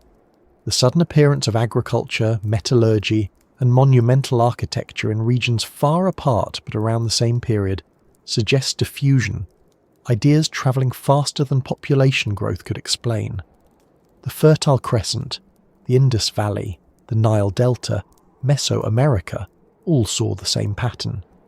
Complex knowledge arriving abruptly, as if imported rather than developed from scratch. Some diffusion happened through trade, but some leaps are harder to trace. The possibility that scattered survivors of a lost culture acted as catalysts fits both the archaeological and mythological record. The architecture itself seems to remember those teachers. Megalithic structures, aligned with the stars, appear on every continent. The people who built them claim the designs came from their gods. The Inca said their walls were laid out according to Viracocha's plan. The Egyptians said their temples mirrored the heavens because Thoth decreed it. The Sumerians said their ziggurats reached upward to honour the Anunnaki. These are not random coincidences of style. They are echoes of a shared memory, of someone, somewhere, teaching humanity to look upward when they build. Even the language of myth preserves their legacy. The words light, fire, and sun are used almost universally to describe knowledge. The teachers after the storm were bringers of light because they illuminated darkness, not with literal fire, but with understanding. In every story, the age before their arrival is described as dark, chaotic, or primitive. The light they brought was order. When they left, darkness threatened to return, so their students built rituals to keep the memory alive. Those rituals became religion.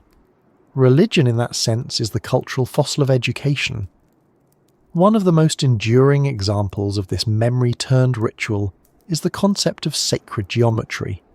Across ancient sites, from the pyramids of Egypt to the temples of Angkor, from Stonehenge to Teotihuacan, the same mathematical ratios appear, the same fascination with harmony, proportion, and celestial alignment.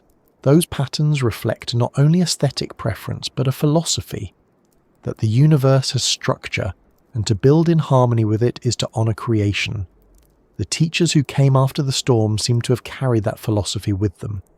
Their message was not just how to build, but how to think, how to see pattern in chaos.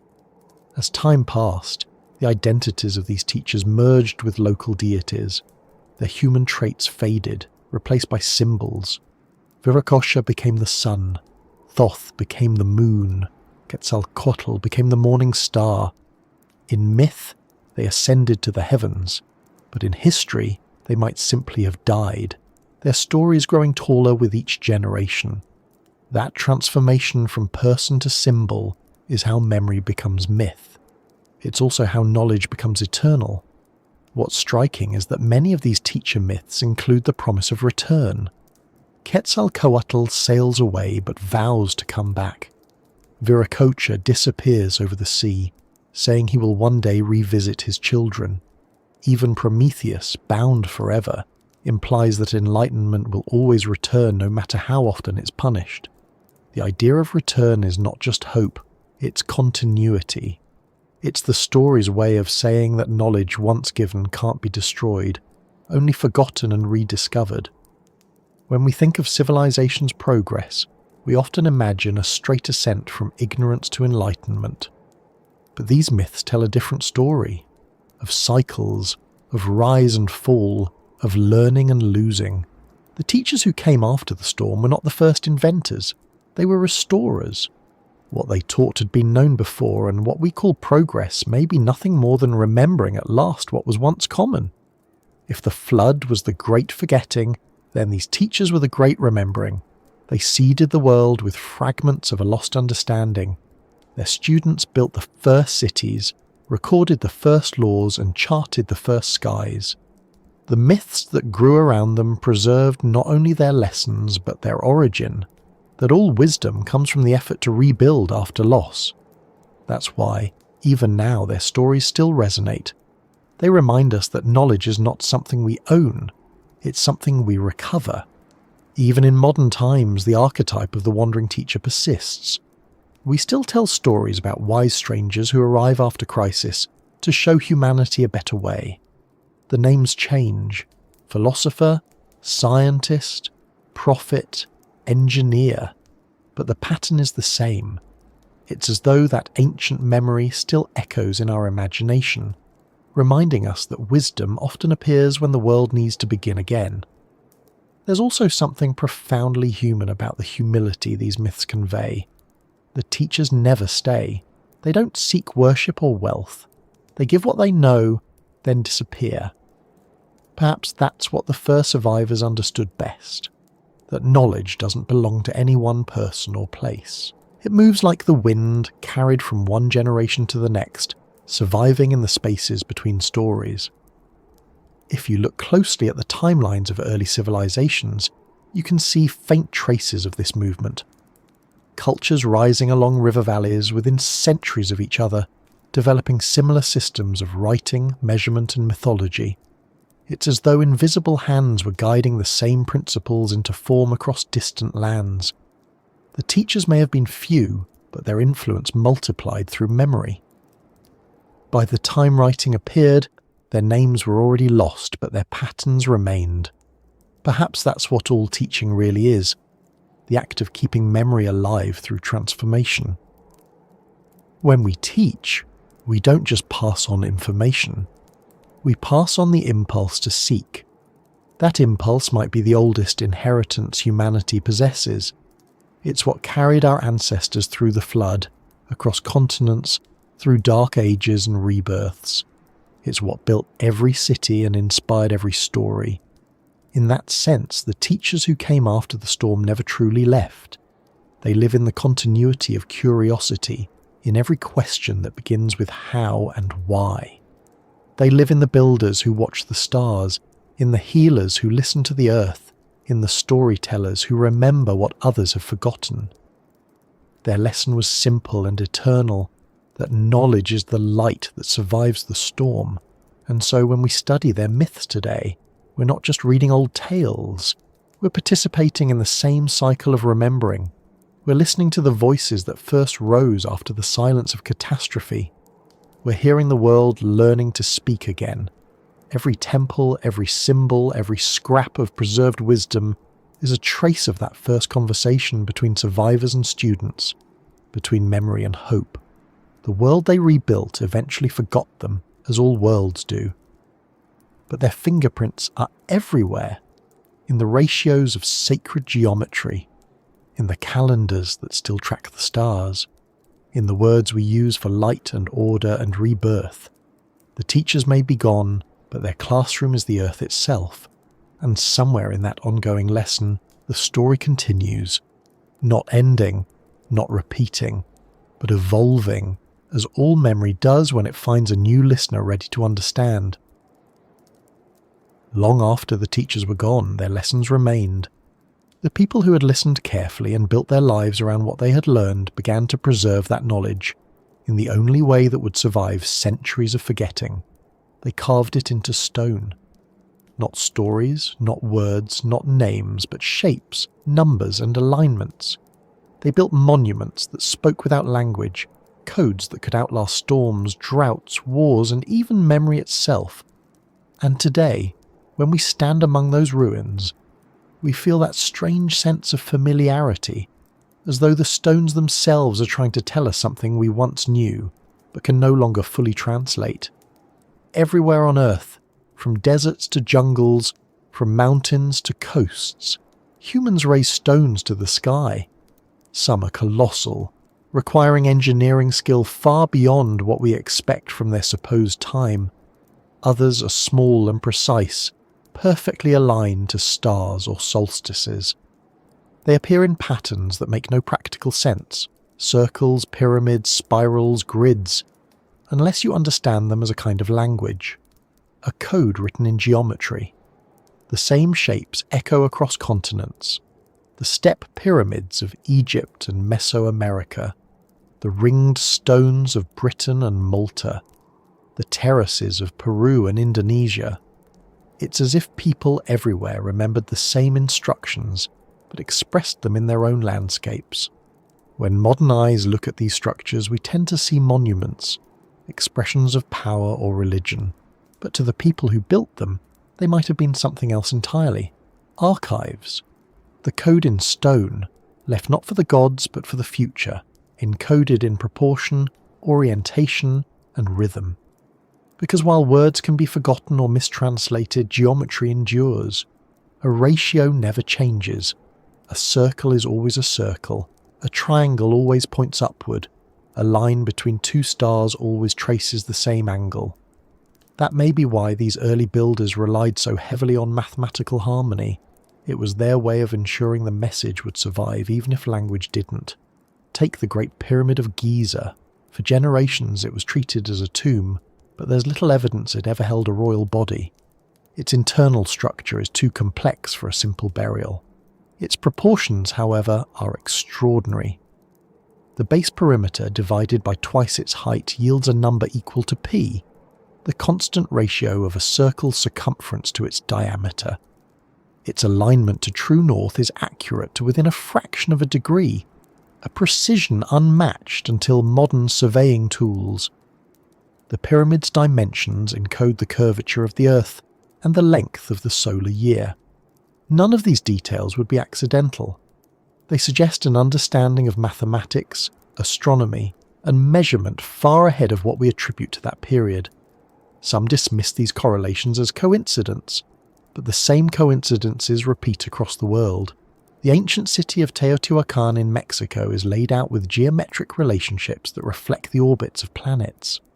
The central avenue, called the Avenue of the Dead, is aligned with the setting of the Pleiades. Its pyramids mirror those at Giza in both proportion and alignment, though built thousands of years and oceans apart. At Stonehenge, the arrangement of stones tracks the solstices and eclipses with remarkable precision. The builders must have understood lunar cycles, solar declination, and seasonal patterns well enough to predict celestial events long before telescopes existed. When patterns appear independently across cultures, we usually attribute them to parallel invention. Humans everywhere observe the same sky after all. But the degree of mathematical sophistication in these monuments suggests something more. A shared tradition of knowledge passed down from a common origin, gradually transformed into ritual as understanding faded. The builders might not have known why their ancestors aligned structures to the stars, they simply knew they must. That's how tradition preserves memory, by turning science into ceremony. There's evidence that many of these sites were built upon older foundations. Beneath the temples of Baalbek in Lebanon lie massive stone blocks weighing hundreds of tons, far beyond the capability of known ancient tools. The city of Cusco in Peru sits atop walls fitted so precisely that even a knife blade cannot pass between the stones. Those walls predate the Inca who claimed them, suggesting that the knowledge of megalithic construction was already ancient when history began recording. Each layer of civilization reused the stones of the one before, inheriting its memory without fully understanding it. The code in stone was being copied, not read. Symbols carved into those stones add another layer of mystery.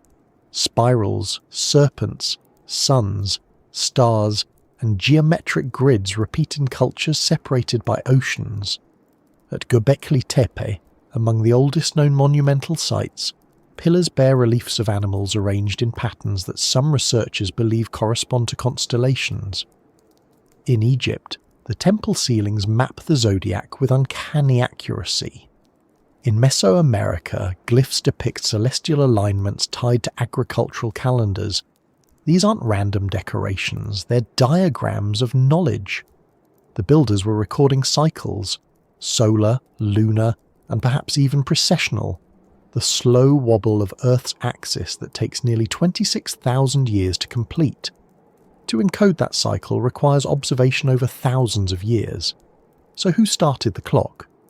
If we imagine the first civilization as astronomers and engineers, then the monuments they left would be their textbooks, built to outlast catastrophe. When the flood came and their libraries were lost, the survivors could rebuild using what the stones preserved. A temple aligned with the solstice would re-establish the calendar. A structure echoing the curvature of the Earth would remind them of geography. A consistent ratio, like the golden mean, would ensure that future architects maintained harmony in design. The stones were not just memory, they were instruction. The use of geometry as a universal language makes sense when you consider that it transcends culture. A triangle is the same in every tongue. A circle means unity, whether you're in Egypt, China, or Peru. Those shapes are not only visually pleasing but symbolically rich. They describe the universe's most fundamental relationships: balance, repetition, return. To encode those in architecture was to align human life with cosmic law. The builders may have believed, or remembered, that harmony between heaven and earth could be maintained through proportion. In their minds, math wasn't abstract, it was sacred. This idea persisted through the ages. The Pythagoreans in Greece treated numbers as the building blocks of reality. The architects of Gothic cathedrals designed using ratios derived from musical harmony, believing that beauty itself was evidence of divine order. Even modern science, stripped of spirituality, still relies on the same geometry. The universe speaks in proportion, frequency, and rhythm, the same language the ancient builders carved into stone.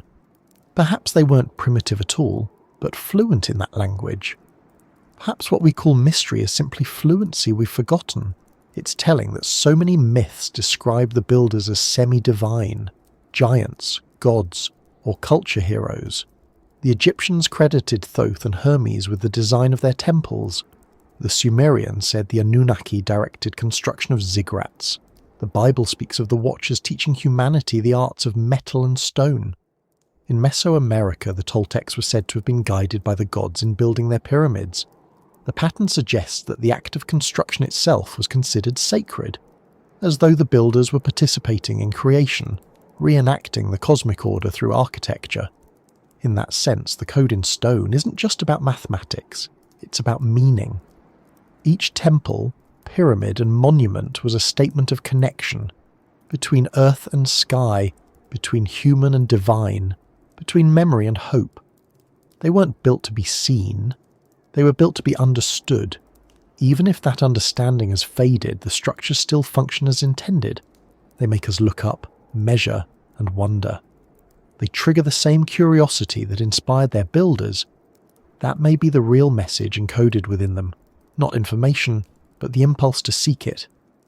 The persistence of megalithic building across eras also hints at continuity of purpose. When a culture forgets why it builds but continues to build, it's obeying inherited memory. Perhaps the teachers who came after the storm didn't just pass down skills, they instilled the need to preserve. That instinct would explain why societies facing completely different challenges all turn to stone as their ultimate medium. Stone resists time, and time was their greatest enemy. To fight forgetting, they made time itself their canvas. Over the centuries, erosion, earthquakes, and conquest have reduced those monuments to fragments. Yet even fragments retain their code. Archaeologists measure them, decode alignments, reconstruct proportions, and find the same constants appearing again and again. It's as if the stones are still teaching, and maybe that's exactly what they were designed to do, to teach long after the students were gone. You can feel that intention standing among the ruins. The air seems heavier, the silence more deliberate. It's not superstition, it's scale. The proportions of ancient structures affect perception. High ceilings slow the mind, long corridors extend time, circular enclosures center thought. Those effects are measurable. The builders may have understood how geometry influences consciousness. In temples aligned with celestial events, the light itself becomes a teacher. On solstice mornings, beams strike specific carvings, marking the passage of time with quiet precision. No words are needed. The universe speaks directly. Some researchers believe the code also included acoustics. Many ancient chambers resonate at frequencies corresponding to human vocal range. Chanting within them amplifies sound in ways that induce calm or heightened awareness. The builders might have used resonance intentionally, creating spaces that harmonize body and environment. If so, then the code in stone was not just visual but auditory, a full sensory system for aligning human experience with natural law. When you combine all these elements, geometry, astronomy, acoustics, orientation, a picture emerges of an architecture designed to transmit knowledge experientially. To stand inside those spaces was to learn without words. The monuments were classrooms built for eternity. We may have lost the lesson plan, but the classroom remains, patiently waiting for us to listen again. It's possible that the builders themselves didn't fully understand the origin of their designs. Knowledge often outlives its context. A later generation inherits formulas and rituals without knowing their source, preserving them through faith rather than comprehension. Over time, science becomes religion, and architecture becomes worship. The code in stone survives precisely because it transcends belief. Even when meaning fades, beauty persists, and beauty keeps the structures alive. That persistence might be the real genius of the first civilization. They understood that memory alone was fragile, but pattern endures. By encoding their knowledge in universal forms, they ensured that even if humanity forgot everything else, curiosity itself would bring us back.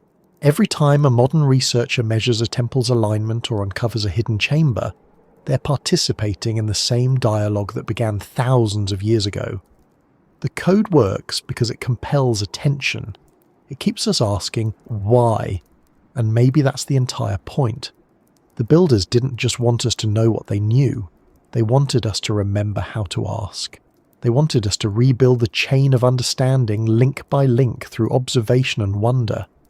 They trusted that someday someone would look at their work and feel the same pull they felt, the desire to align heaven and earth through comprehension.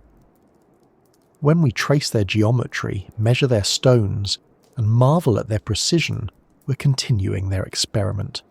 We're proving that curiosity survives catastrophe. The flood may have erased their cities, but not their method. It remains, solid and silent, reminding us that knowledge can be made of stone if you choose your proportions wisely. Perhaps that's why so many of these sites still evoke peace. They are built in harmony with forces we rarely notice. Gravity, resonance, sunlight, horizon. They feel right because they are right, aligned with the structure of the world itself. The code in stone isn't a mystery to be solved, it's a relationship to be felt. It's how the first civilization reached across time, not to show off what they knew, but to share what they believed, that understanding and reverence are the same thing, and that both can be built to last. And as we continue to uncover, to measure, to question, the stones keep answering, not in words, but in the quiet certainty of their existence. They stand because they were meant to, because the builders believed that truth, once shaped, could endure anything, even the forgetting of those who shaped it. Somewhere within that endurance lies the bridge to what comes next, the moment when the stones stop being puzzles and become mirrors, reflecting not just the knowledge of the past, but the continuity of the human desire to know.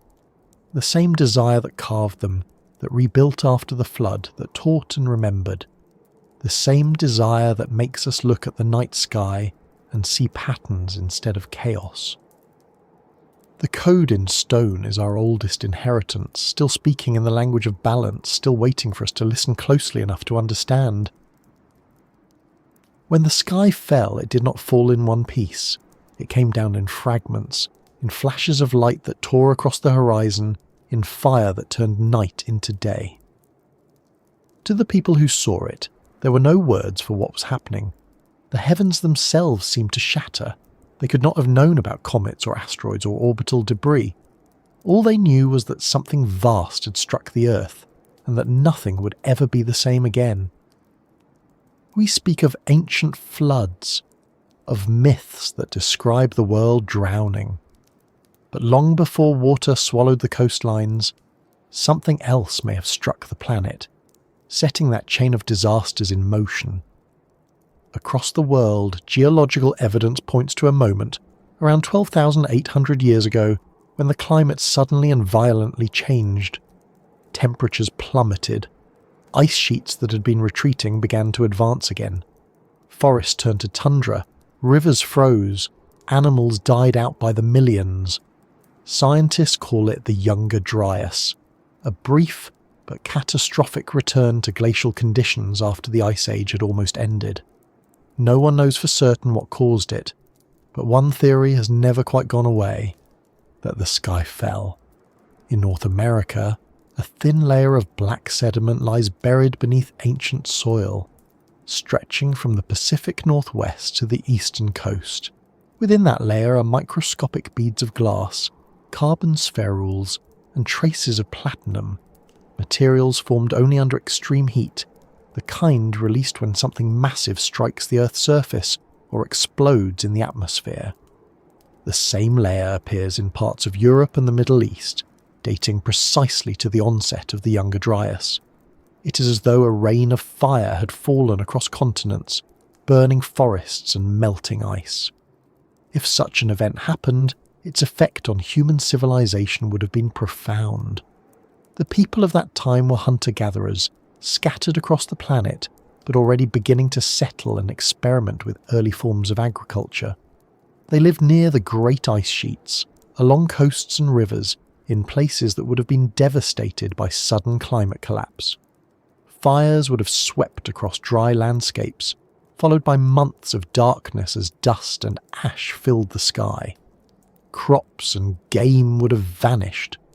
Populations would have fallen sharply.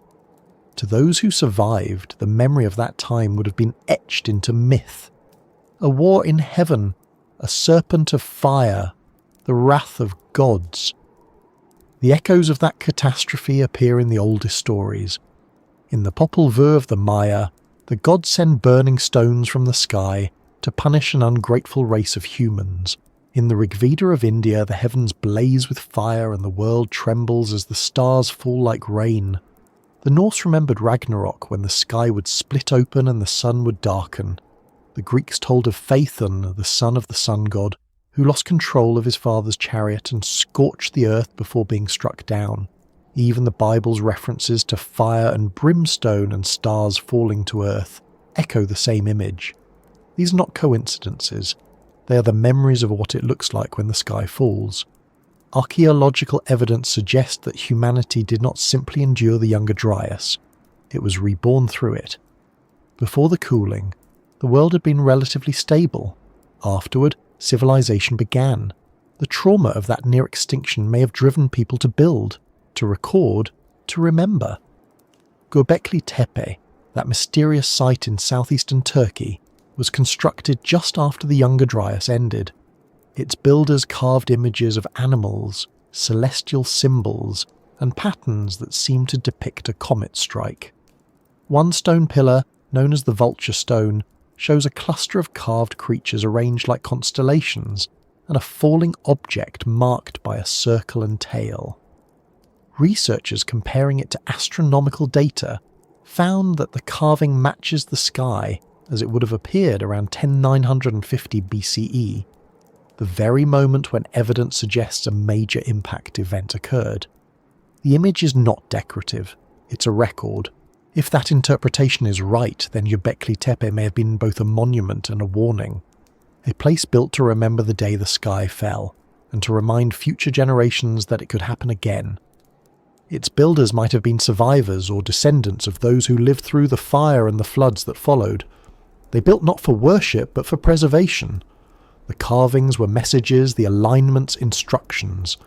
Remember the stars, they seemed to say. Watch the heavens. What happened once can happen again. In a world without written language, such a message would have to be carved in durable form. Myth and stone became twin records of the same event, one told in words, the other in geometry. The myths preserved the emotional truth, the sense of divine punishment and renewal. The stones preserved the data, alignments, dates, positions of stars. Together they formed humanity's first memory system. As centuries passed, the event receded into legend. The fire from the sky became the wrath of gods, the fall of angels, the war of heavens. The details changed, but the image endured. Across cultures, dragons, serpents, and comets share the same symbolism: fire, motion, destruction, rebirth. In China, comets were called broom stars, sweeping away the old to make way for the new. In the Americas, the serpent of light was both destroyer and creator. Everywhere, the falling sky was both an ending and a beginning. It's possible that this shared imagery helped shape the early religious mindset. When the world can end overnight, every sunrise becomes sacred. The survivors would have looked at the sky with reverence and fear. They would have seen in it both danger and salvation, a reminder that life depends on forces beyond human control. Out of that awe came ritual, calendars, and the study of the heavens. The first astronomers were not driven by curiosity alone, they were driven by memory. They needed to know when the sky might fall again. The idea of the sky falling also reshaped humanity's relationship with time. Before the catastrophe, time may have felt endless, cyclical, as it does in hunter-gatherer societies that live by the rhythms of nature. After the event, time became linear. There was a before and an after. The world had an origin and could have an end. That realization may have given birth to history itself. The idea that events matter, that they can change everything. The shock of survival created the need to record. From that need grew the first calendars, myths, and temples. Some researchers argue that the sudden emergence of complex societies after the Younger Dryas reflects not just adaptation, but collective determination to control fate. If the sky could destroy the world, then understanding it became a moral duty. Astronomy was born out of trauma. Every alignment, every monument, every ritual of observation was an act of defiance against forgetting. The sky had fallen once. It would not catch humanity unprepared again. This pattern of response, disaster followed by knowledge, repeats throughout human history. Volcanic eruptions inspire gods of fire. Earthquakes give rise to underworld myths. Floods become purifying judgments. Each time the natural world asserts its power, humans translate it into story and structure. But the memory of the falling sky was deeper, sharper, more transformative. It changed not only how people built, but how they thought. The heavens were no longer passive, they were alive. Even now the fear lingers in language.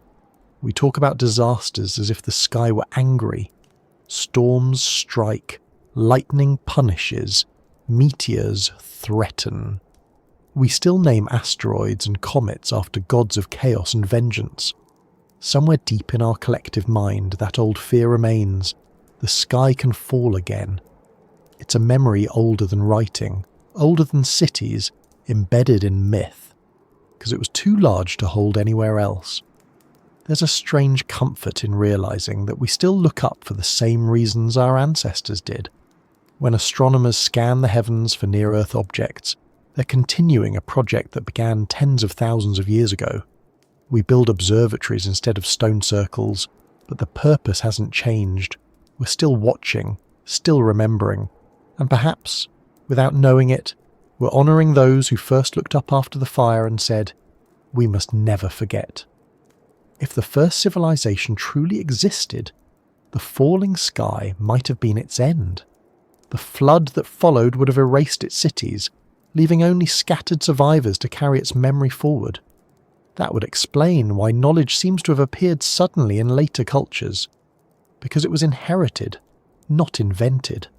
The myths of divine punishment, of gods descending, of worlds destroyed and remade, could all be fragments of that one event retold from different perspectives.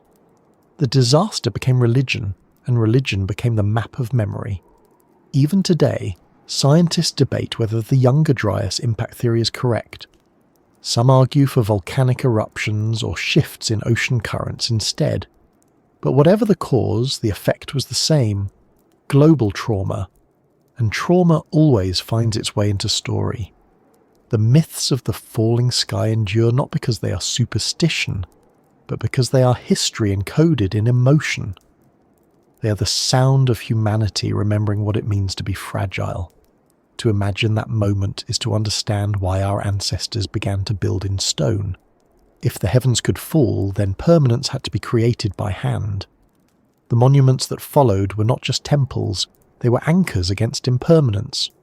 To carve stone was to say, "We are still here." It was a quiet defiance against the memory of fire, and it worked. The stones still stand, the code still speaks, and the story of the falling sky still reaches us across 12,000 years. That's the power of memory made physical. The Earth keeps its own records in ice cores and sediments, but humanity keeps records in myth and architecture. Both tell the same story in different languages. The ice says there was a sudden cooling, a layer of ash, a world reset. The myths say the gods grew angry, the heavens burned, and the world began anew. Two versions of the same event, separated by millennia but pointing to the same truth. It's easy to dismiss myth as fantasy, but when you see it as memory filtered through survival, it becomes something else, a kind of emotional geology. The layers of story correspond to layers of experience, each preserving the imprint of what came before. The falling sky isn't just a tale about punishment or fear. It's the fossil of an event that reshaped the human mind. And maybe that's why, even now, we find beauty in the stars.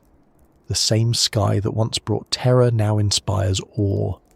We no longer see comets as omens, but we still feel the instinct to watch them, to trace their paths, to wonder where they come from. The fear has softened into curiosity, but the vigilance remains. The memory has become science.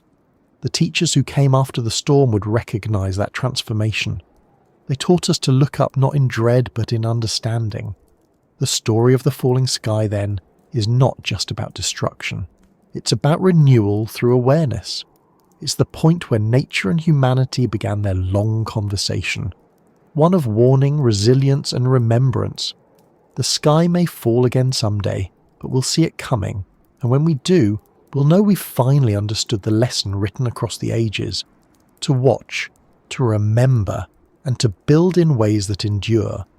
And as we continue, the memory shifts again, from the violence of the sky to the quieter mystery of the mind, to how the stories of such events stay alive inside us, reshaped by imagination, stored in symbols, and carried forward not by stone or star, but by thought itself, the most resilient archive of all.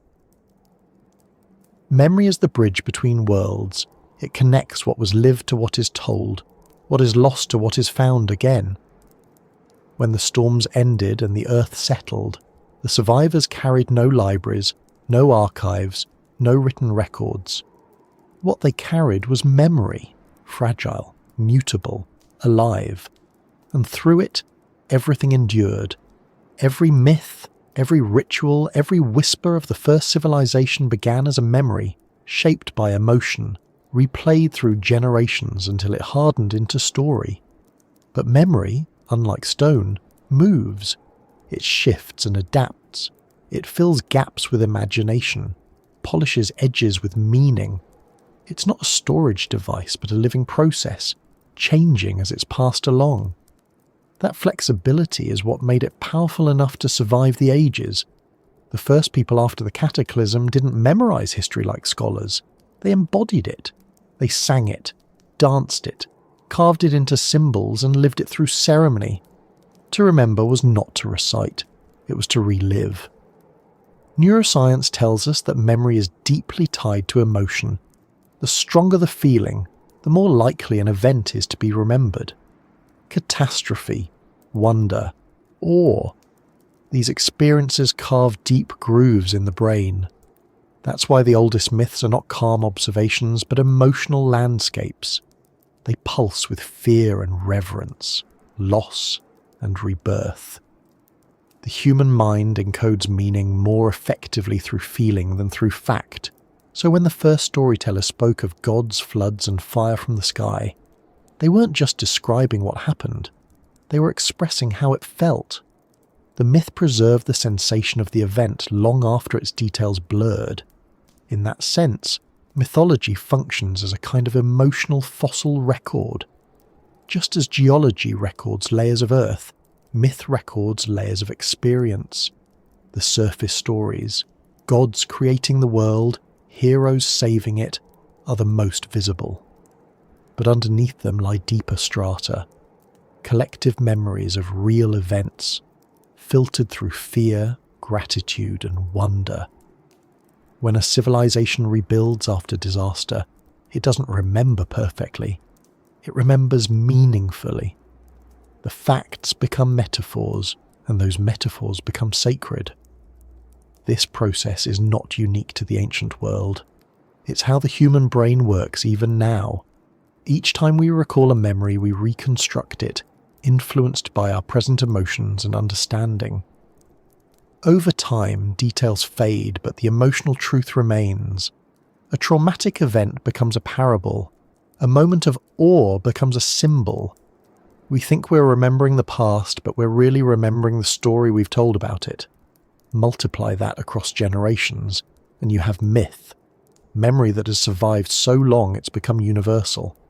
The persistence of certain mythic themes across cultures shows how consistent the architecture of human memory is. Floods, fire, gods descending from the sky, golden ages lost, teachers returning. These are not random inventions. They're recurring imprints of the same psychological needs to explain chaos, to assign purpose, to preserve identity.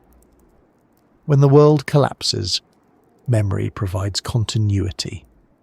Myth becomes the vessel carrying humanity across the sea of forgetting. Psychologists studying collective memory describe how societies preserve trauma by ritualizing it. Communities that suffer catastrophe often commemorate it through festivals, symbols, or stories that repeat its key elements but transform its emotional tone. The pain becomes pride, the fear becomes faith. This transformation serves a vital function. It allows survival without paralysis. The first myths did the same. They turned catastrophe into cosmology, disaster into divine narrative. The flood was no longer random destruction. It was the will of gods cleansing and renewing the world.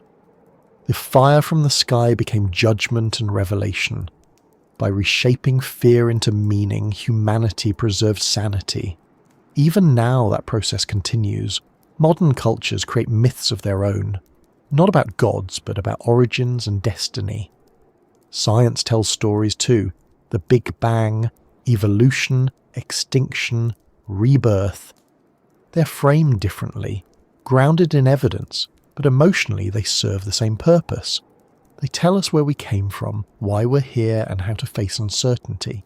The medium has changed, but the mind that creates the story hasn't. We still use narrative to stabilize experience. The boundary between memory and imagination is thinner than we like to admit. The brain doesn't distinguish sharply between a vividly imagined scene and a remembered one. Both activate similar neural pathways. That means myth can feel as real as memory, and memory can evolve into myth without anyone noticing. Over generations, the distinction dissolves completely. The flood becomes both history and metaphor. The gods become both ancestors and ideals.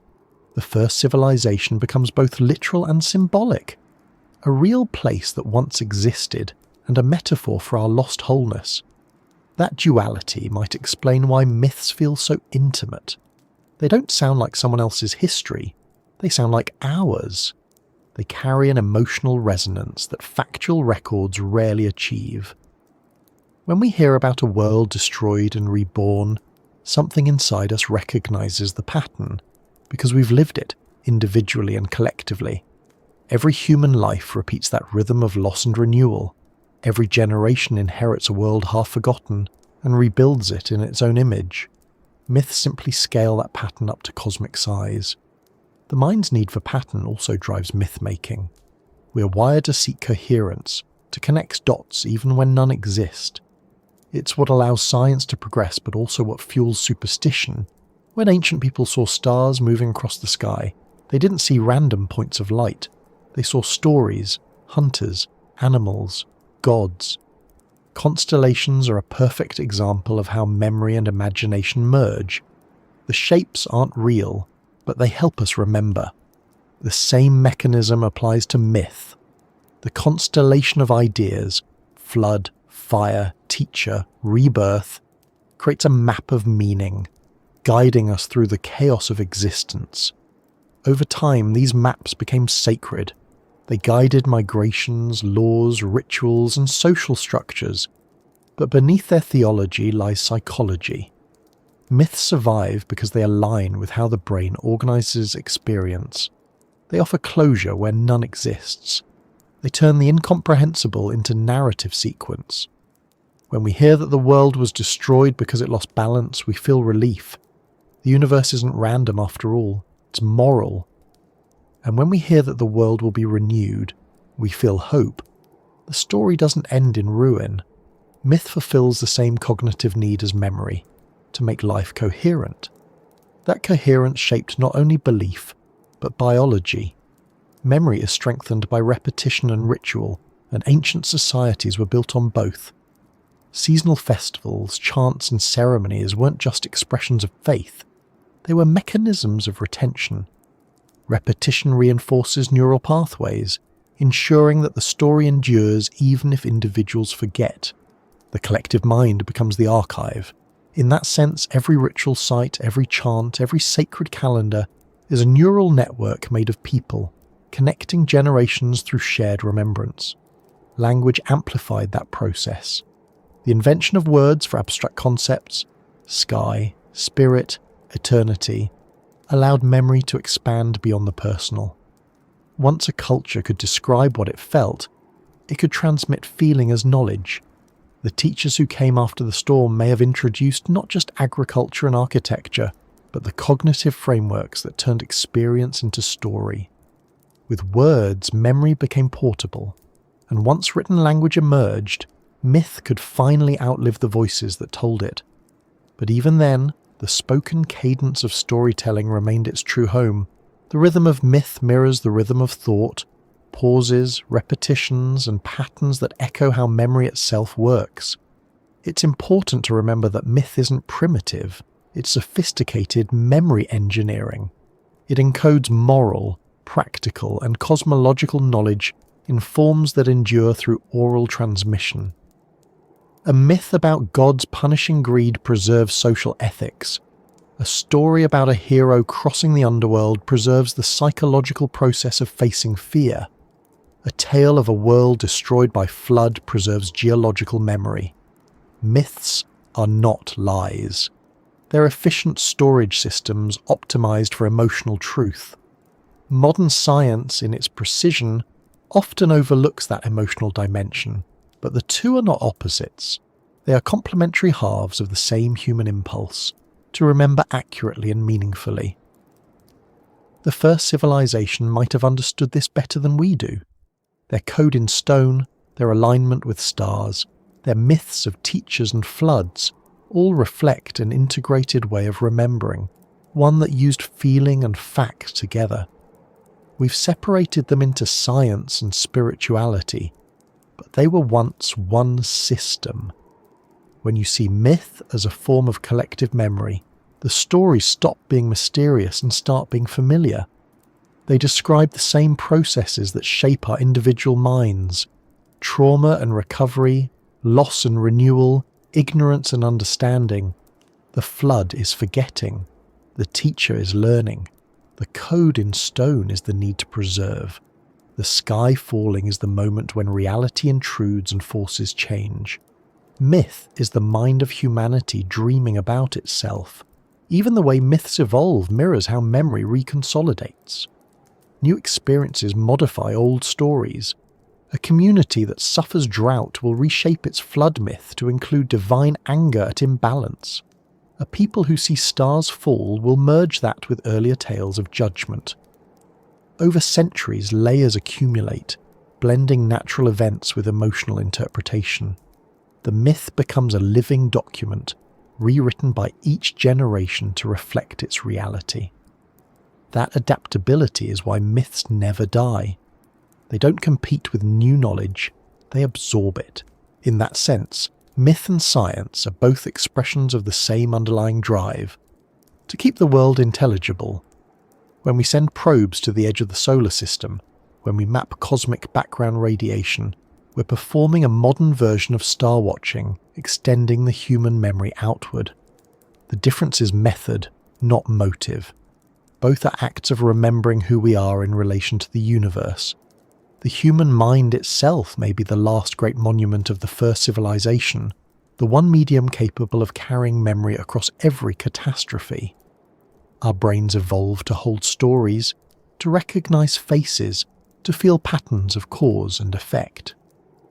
If earlier civilizations rose and fell, their physical traces may have vanished, but the cognitive architecture they relied on remains in us. Each of us is a living continuation of that ancient memory system. The myths we tell are updates, in a program that began long before writing. You can see this continuity in dreams. The imagery of flight, flood, fire, and falling recurs across cultures and individuals. Dreams, like myths, compress emotion into symbol. They are the private version of the collective stories our ancestors told aloud. Both serve the same function: to integrate experience, to reconcile fear with meaning. It's possible that myth began as a communal form of dreaming, shared narratives that helped societies process what the individual mind could not. When the first storytellers gathered around the fire, they weren't entertaining. They were stabilizing the psyche of a species that had just survived the collapse of its world. They gave form to the unthinkable. They turn survival into significance. That's why their words still soothe us thousands of years later. Even if we no longer believe in their gods, we still need their structure. We still need stories that tell us chaos can be understood and that loss can be redeemed through memory. The line between remembering and believing remains thin. When you remember something vividly enough, it feels true whether it happened or not. That's why myths retain power even when we call them fiction. The brain treats them as memory, responding emotionally as if they were personal experience. When we read of a flood or a fall or a rebirth, we feel it. The neurons fire the same way they would if we lived through it ourselves. Myth allows us to inherit experiences we never had. It's empathy across time.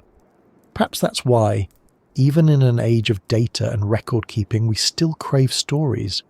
Facts inform, but they don't integrate. They don't create the emotional coherence that memory requires. Only story can do that. Story gives experience shape, and shape gives it permanence. The first civilization might have understood this deeply. Their survival depended not just on remembering information, but on remembering how it felt to lose everything and begin again. They encoded that feeling in myth so that every generation after them would know what it means to rebuild.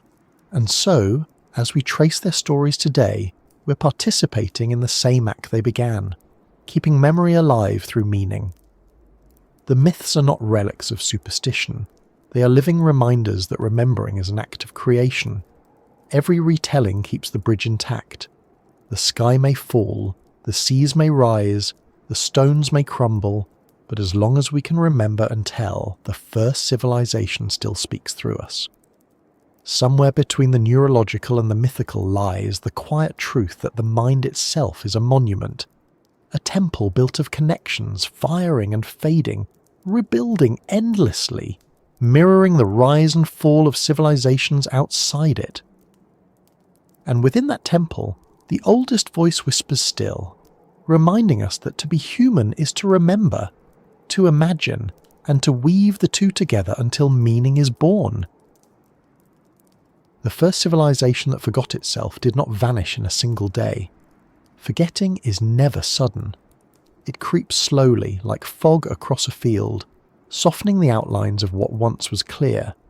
It begins not with loss of knowledge, but with the loss of connection, the reason behind the knowledge, the meaning behind the ritual. At first, people remember what to do, but not why they do it. They repeat gestures, rebuild monuments, follow calendars, perform ceremonies. The structure remains, but the understanding fades. That is how forgetting begins. When we look at the ruins scattered across the world, we see the remnants of that process. The stones are not just traces of what was built, they are traces of what was once understood. The code in stone, the myths of floods and teachers, the precise alignments to the stars. They all belong to a civilization that once knew why those things mattered. But as generations passed and survival became routine again, the urgency faded. The knowledge that had been sacred became ordinary, and the ordinary was neglected. The first civilization didn't fall because it was destroyed, it fell because it forgot. Forgetting doesn't erase everything at once, it's selective. Some pieces survive longer than others. Mathematical ratios endure because they're embedded in architecture. Star alignments persist because they mark planting seasons. But abstract connections, the sense of unity between science and spirit, between sky and earth, dissolve first. When those vanish, knowledge becomes fragmented. Astronomy becomes astrology, geometry becomes superstition, philosophy becomes dogma. The same symbols that once encoded wisdom become decorations. The monuments remain, but their meaning is misread. The language of the universe turns into the language of myth. This process may have begun long before recorded history.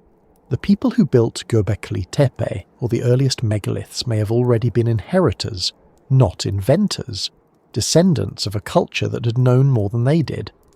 They might have built what they could remember, copying patterns without context. Over time, the practical became ceremonial. Observation became worship.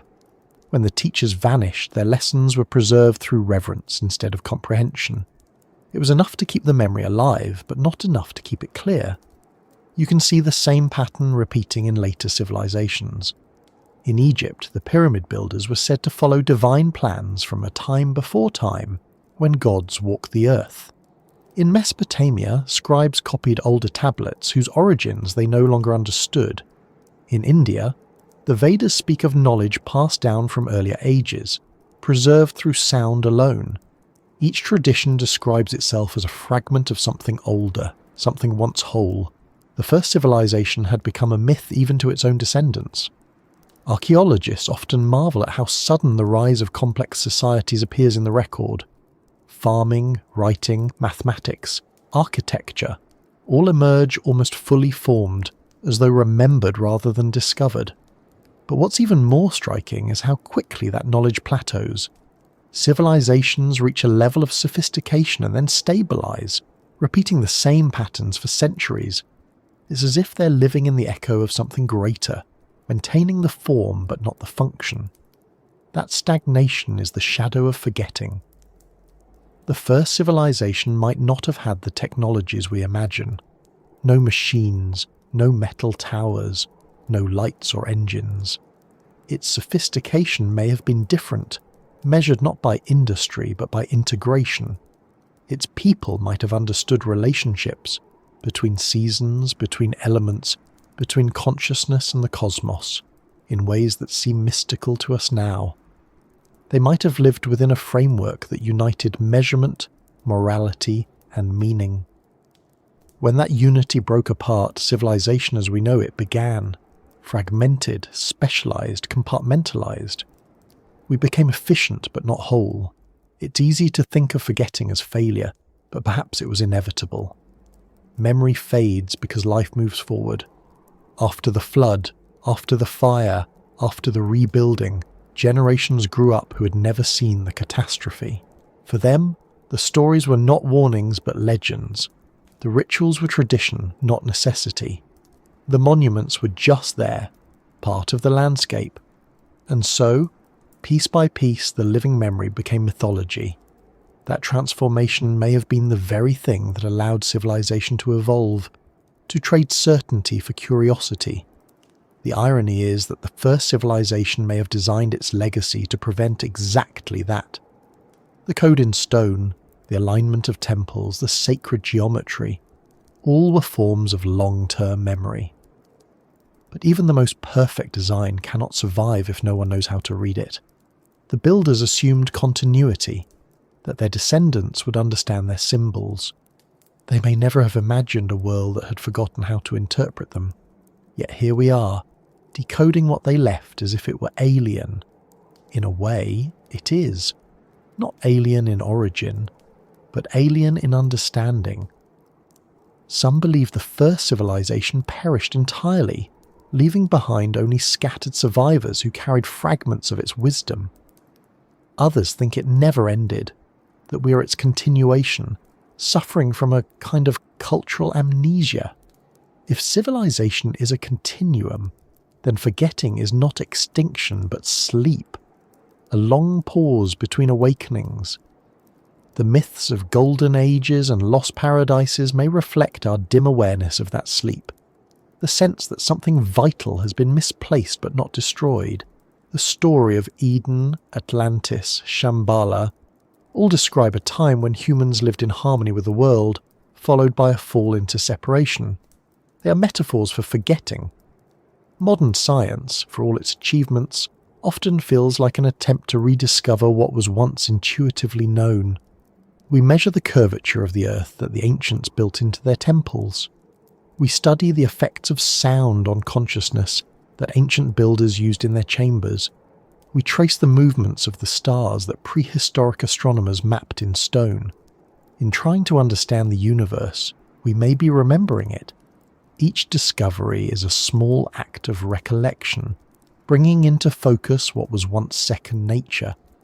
But remembering comes with humility. To remember is to realize how much has been lost. The first civilization might have understood balance in ways we only glimpse. They may have known that knowledge without wisdom leads to imbalance, that power without purpose leads to destruction. The myths that survived, of floods, fire, and divine retribution, might be warnings encoded in story form, reminders of what happens when understanding outpaces reverence. If that's true, then forgetting was not only loss but protection. The world may have needed to forget until it was ready to remember responsibly. You can sense that cycle repeating throughout history. Every age builds monuments to its knowledge, then watches them fall into ruin. Each time, the survivors rebuild, guided by fragments of what came before. We keep rediscovering the same principles: the geometry of harmony, the interconnectedness of life, the fragility of balance. Each rediscovery feels new, but it's really the return of something ancient. The first civilization is not behind us in time, it's beneath us in memory. Somewhere deep in our collective consciousness, the memory of that wholeness still lingers. It surfaces in art, in science, in religion, in every attempt to reconnect the material and the spiritual. The impulse to unify knowledge, to see the world as a single living system, is a kind of homesickness. We're trying to remember what it felt like to belong completely to the earth and the sky, to see no division between the two. The first civilization may not have been perfect, but it was integrated, and that integration feels like something we've been trying to rebuild ever since. Perhaps that's why ancient symbols of completeness, circles, spirals, eyes, still hold power. They resonate with something deeper than aesthetics. They remind us of coherence. The spiral especially appears everywhere, in shells, galaxies, hurricanes, DNA. It's the shape of growth, of evolution, that never breaks its continuity. Maybe the first civilization used that symbol because they understood that memory itself moves in spirals, forgetting and remembering, falling and rising, always returning but never to the same point. The first civilization that forgot itself may not have been entirely unaware of its own fading. They might have sensed the drift toward amnesia and responded with urgency, building monuments, encoding messages, teaching myths that warned of cycles. Perhaps they hoped that one day, when the forgetting had run its course, someone would awaken to their message. That moment of awakening may be what we're living through now, the gradual reassembly of a lost worldview through science, philosophy, and story. If so, then the past is not gone but waiting. The clues are everywhere, in the shared geometry of temples, in the recurring patterns of myth, in the unexplained knowledge of early cultures. Each piece we uncover is a memory fragment, a shard of something larger. As we connect them, the outline of the first civilization begins to emerge, not as a lost city, but as a state of understanding. The place we are looking for is not under the sea or beneath the sand. It's within the human mind, buried under layers of specialization and division. When the teachers after the storm taught the survivors how to build, they weren't just transferring knowledge, they were trying to preserve identity. They wanted humanity to remember not just what to do, but who it was. The fact that their memory survived at all is remarkable. The fact that we're still drawn to it suggests that the memory never truly died. It's dormant, waiting for language capable of expressing it again. Science is one form of that language. Art is another. Spirituality, too, when it's free of dogma, is a language of remembrance. Every way we try to describe unity is an echo of that original awareness. The forgetting, then, was not failure, but part of a longer rhythm. The mind of humanity expands and contracts, just like the civilizations it builds. There are ages of clarity and ages of confusion. There are times when knowledge feels whole, and times when it splinters into 1,000 isolated disciplines. The first civilization lived in one of those rare moments of coherence. What we call progress may simply be the long path back to that state, the gradual reassembly of scattered knowledge into something once again unified. Perhaps that's what all myths of return point toward. The teachers who promise to come back, the golden ages that will rise again, the gods who will descend once more. These are metaphors for remembering. The return is not of people or places, but of awareness. When humanity finally recalls what it once knew, that knowledge and reverence are one, the cycle will close, not as repetition, but as integration. And when that happens, the first civilization will not be rediscovered as ruins, it will be recognized as reflection. Because in truth, it never disappeared. It simply moved inside us, waiting for the moment when we would remember that forgetting was part of the design, and that rediscovery is how the story continues. The first civilization that forgot itself is not a mystery to be solved, but a mirror held up to every age that believes it is the first to know. Each time we look into that mirror, we see both the memory of the past and the potential of the future. The same face, learning again what it already knew, and so the forgetting continues, and the remembering begins again, always in motion, always incomplete, always carrying forward the same quiet message hidden beneath the noise of progress, that we have been here before and that we are still on our way home. When faith becomes history, the distance between belief and evidence starts to blur. What was once the language of devotion begins to look more like the record of experience, and what was once dismissed as myth starts to sound like memory. Somewhere in that transition lies the bridge between religion and archaeology, between what people believed and what they lived. It's a fragile space, but it's where much of human understanding seems to reside, in that quiet overlap between what we call story and what we can touch in stone. Faith, in its oldest form, was not something separate from knowledge. It was knowledge expressed in symbols. The people who survived the first cataclysms didn't worship the gods of their myths as distant beings. They remembered them as teachers, ancestors, guides. The rituals they performed were acts of continuity, attempts to keep connection alive. Faith was how memory survived when words failed. It was not blind belief but inherited experience, lived truth retold until it became sacred. Over time, as the original context faded, faith began to take on new shapes. The stories became formalized, the gods abstracted, the teachings institutionalized. What had begun as remembrance became religion, and yet within those religions traces of real events lingered, not just as metaphors but as encoded accounts. When faith becomes history, it's because the metaphors start aligning with physical evidence. The flood that once symbolized moral cleansing turns out to coincide with ancient sea level rise. The celestial teachers described as gods appear in carvings of star maps and astronomical data. The sacred numbers embedded in scripture correspond to the same ratios found in the geometry of ancient monuments. The boundary between divine revelation and inherited knowledge begins to dissolve. Take, for instance, the biblical story of Noah.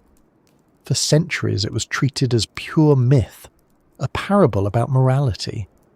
Yet geological evidence for sudden, catastrophic flooding events around the ancient Near East has steadily accumulated. The Black Sea, once a freshwater lake, did indeed flood rapidly around 7,000 years ago, displacing populations who would have remembered it as the end of the world. The Sumerian and Babylonian versions of the flood story predate the Hebrew one by centuries, and they themselves may descend from even older oral traditions stretching back to the end of the Ice Age. The event became scripture, and scripture became faith, but the root was lived experience. The myth, the religion, and the sediment all describe the same moment in different languages. Or consider the Egyptian stories of the gods who ruled before the pharaohs, the followers of Horus. For thousands of years, those tales were dismissed as legend, until excavations in Abydos revealed tombs and artifacts far older than Egypt's first dynasties. The architecture and craftsmanship suggest a level of organization that predates what we call recorded history. The names may not match, but the memory aligns, a lineage of rulers remembered as divine, living in the time before the flood.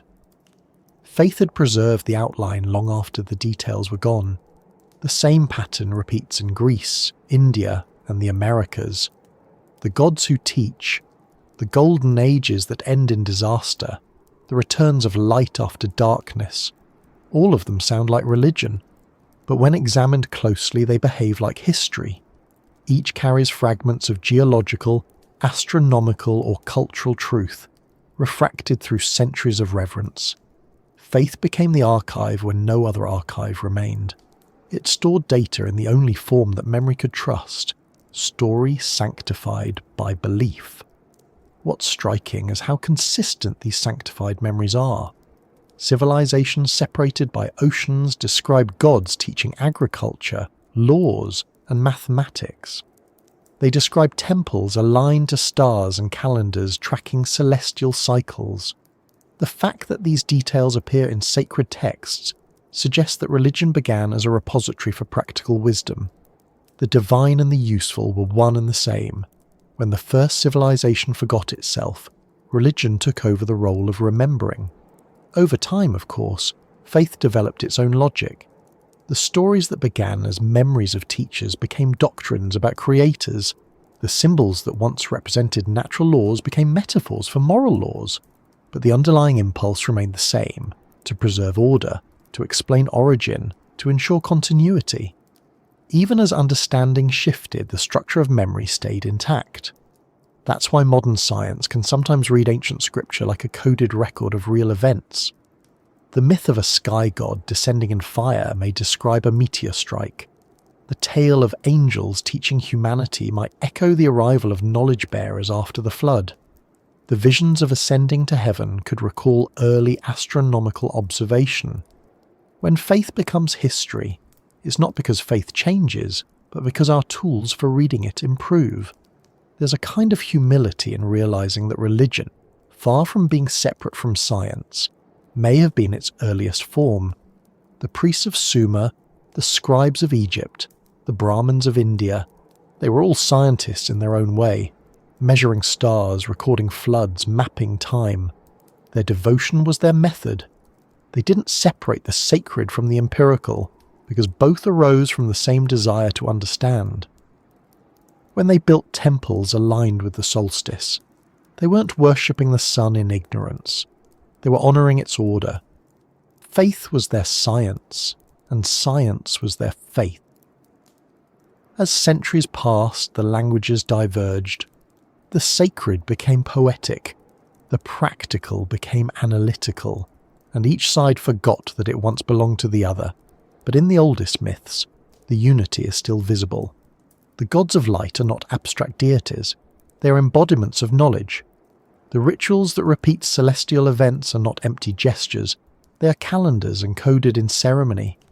When we strip away interpretation, what remains is memory, the record of humanity learning, losing, and relearning. One example that bridges this gap perfectly is the myth of the Tower of Babel. It tells of a time when humanity spoke one language and built a structure reaching to the heavens. The gods, angered by this ambition, scattered them across the earth, confusing their tongues. As a parable, it's about pride and humility, but as memory it could describe the fragmentation of the first civilization. A culture that once shared unified knowledge but lost it through catastrophe and dispersal. The single language might have been the shared scientific understanding, the tower the symbol of their achievements, the confusion their eventual amnesia. Faith turned the fall of knowledge into moral narrative, preserving the event as theology instead of history. That pattern, loss turned to lesson, appears again and again. The destruction of Sodom and Gomorrah by fire from the heavens resembles the effects of a meteor impact. The Hindu Mahabharata describes weapons of light that level cities, with descriptions eerily similar to modern explosions. The Bible's description of the Ark of the Covenant, radiating light and requiring insulation from touch, echoes knowledge of electrical phenomena. Each of these could be coincidence, or they could be remnants of real technologies and events remembered as miracles. When faith becomes history, interpretation becomes rediscovery. Modern archaeology often approaches myth with skepticism, but the boundary between faith and fact is porous. Excavations in places once thought purely mythical, Troy, Jericho, Nineveh, have confirmed that memory and belief sometimes overlap completely. Even the city of Dwarka, long considered legendary, was found submerged off the coast of India, its ruins dating back to times once thought prehistoric. The pattern repeats: myth first, doubt next, discovery later. Faith holds the coordinates long enough for history to catch up. It's worth asking why these stories endured when so many others vanished. Perhaps it's because they carried more than doctrine. They carried data. Embedded in the language of gods and heroes were precise numbers, patterns, and observations. The Vedas encode astronomical cycles accurate to thousands of years. The Mayan calendar predicts celestial events with mathematical elegance. The Hebrew Bible preserves genealogies that double as chronological frameworks. These are not accidents of imagination. They are the residue of a culture that used story as a hard drive, merging belief with record. The line between faith and history also blurs when we consider how both evolve. Neither remains static. Faith absorbs new revelations, history revises old ones. Both are forms of collective storytelling guided by evidence, one emotional, the other material. When archaeology unearths proof that aligns with myth, it doesn't diminish faith, it deepens it. It reveals that the ancients may have known their world not through superstition, but through direct, experiential knowledge so ancient that only reverence could preserve it. This realization changes how we read sacred texts. Instead of treating them as fantasies or literal truth, we can see them as encoded history, memories translated through the language of reverence. The stories of gods walking among humans could describe encounters with the remnants of an older, wiser culture. The commandments and moral laws could be attempts to codify the social wisdom that allowed civilization to survive disaster. The prophecies of return may express the hope that humanity will one day remember its forgotten unity. When faith becomes history, humility replaces certainty. We stop asking which version is true and start asking what truth both versions are trying to express. The myths may not be factually precise, but they are emotionally and symbolically exact. They preserve how it felt to live through transformation, to witness loss, to rebuild meaning. In that sense, they are more complete than any single archaeological layer. They combine the inner and the outer, the seen and the unseen. The transition from faith to history is still happening. Each discovery reinterprets a story. Each new understanding reveals an older pattern. The flood becomes climate change. The sky gods become astronomers. The Golden Age becomes the memory of balance. Faith, re-examined, becomes a record of human perception, evolving through time. It shows us not only what our ancestors believed, but how they thought, their logic, their fears, their sense of continuity. There's a kind of quiet comfort in realizing that faith and history are not enemies, but phases of the same memory. Faith preserves what history forgets, and history explains what faith preserves. Together, they form the continuity of understanding that connects us to the first civilization, that moment when knowledge and reverence were one. Perhaps that unity is returning. As science uncovers truths that mirror ancient wisdom about the interconnectedness of life, the patterns of cycles, the cosmic origins of matter, faith begins to sound familiar again. The language has changed, but the meaning hasn't. What was once divine mystery becomes measurable fact, and what was once scientific curiosity begins to feel sacred. When faith becomes history, and history becomes faith, we arrive where we began, at the realization that understanding and reverence are two sides of the same memory. And maybe that's how the story continues, quietly folding belief and evidence back together, rebuilding the bridge the first civilization once walked with ease. In that slow reunion, we're not just rediscovering our ancestors, we're remembering ourselves. There is a whisper that never died. You can hear it in the silence between facts, in the pause before discovery, in the quiet feeling that everything new has been remembered before. It moves beneath history like an undercurrent, carrying fragments of the first language, the one that spoke in patterns instead of words. It's what remains when the temples fall, when the books turn to dust, when even the names of the gods fade. It's the sound of continuity itself, the murmur of the human story that never truly stops speaking. When you listen to the oldest myths, you can sense it breathing between the lines. The flood, the fire, the teachers, the light, the sky that fell. All the variations of one vast memory repeating itself through different voices. Each culture adds its own inflection, but the melody stays the same. Something happened long ago. Something immense. Something that reshaped the world and the mind together. The memory of it travels through time like a heartbeat, keeping rhythm while the world changes around it. That rhythm is the whisper. It isn't loud because it doesn't need to be. It doesn't compete with noise. It waits. It waits in the shape of the pyramids, in the geometry of shells, in the patterns of cities and songs. It waits in the words we use without knowing why they comfort us. Words like light, return, origin. It waits in our instinct to look upward, to seek connection beyond the horizon. The whisper isn't about the past. It's about recognition. It's the quiet reminder that we are part of a story much older than our records, and that the story is still unfolding through us. Somewhere deep within the human mind, beyond language and belief, the memory of unity persists. It manifests as curiosity, compassion, and the strange, unending desire to understand. That desire is the voice of the first civilization speaking through its descendants. It doesn't use words because it doesn't have to. It speaks in impulses, in the sudden sense that you've seen this before, that the pattern makes sense, that meaning lies just beyond reach. It's the echo of the teachers who came after the storm, of the builders who measured the stars, of the people who stood beneath the falling sky and promised that their story would not end. Even now that promise holds. Every discovery we make, every act of creation, every question we ask is part of that continuation. The whisper moves through us when we look at the stars and feel that familiar pull, when we trace the outlines of forgotten ruins and recognise the logic beneath them, when we hear ancient chants and feel them vibrate somewhere we can't name. It's not nostalgia, it's remembrance.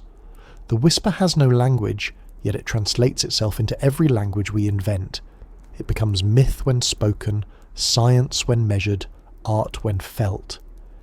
It adapts because it must, because memory survives only by changing form. The first civilization may have known this. They might have built not just for themselves but for us, trusting that even if the world forgot the details, the essence would remain. The essence is the whisper, the call to remember not just what happened, but what it meant. The strange thing about memory is that it doesn't end with the brain. The planet remembers too. Layers of sediment record floods. Ice cores remember air. Trees remember seasons in their rings. Light itself remembers its journey. Every atom carries the imprint of what it has been. In that sense, the universe is one vast archive. The whisper moves through it all, connecting matter and mind in the same pattern of recall. When we learn to read the language of those memories, we begin to understand that nothing is ever truly lost, only transformed. Perhaps that's why humanity has always been drawn to circles: the sun, the moon, the horizon, the wheel, the spiral. A circle is the shape of return, the symbol of memory that never ends. The whisper follows that shape. It circles back when civilizations rise, when they rediscover the same truths, when they rebuild temples to the same proportions, when they name the stars again. Each time the voice is softer, but the message is the same. Remember balance. Remember connection. Remember who you are. You can trace the whisper through the ages like a faint thread. In the geometry of Pythagoras, who saw numbers as sacred.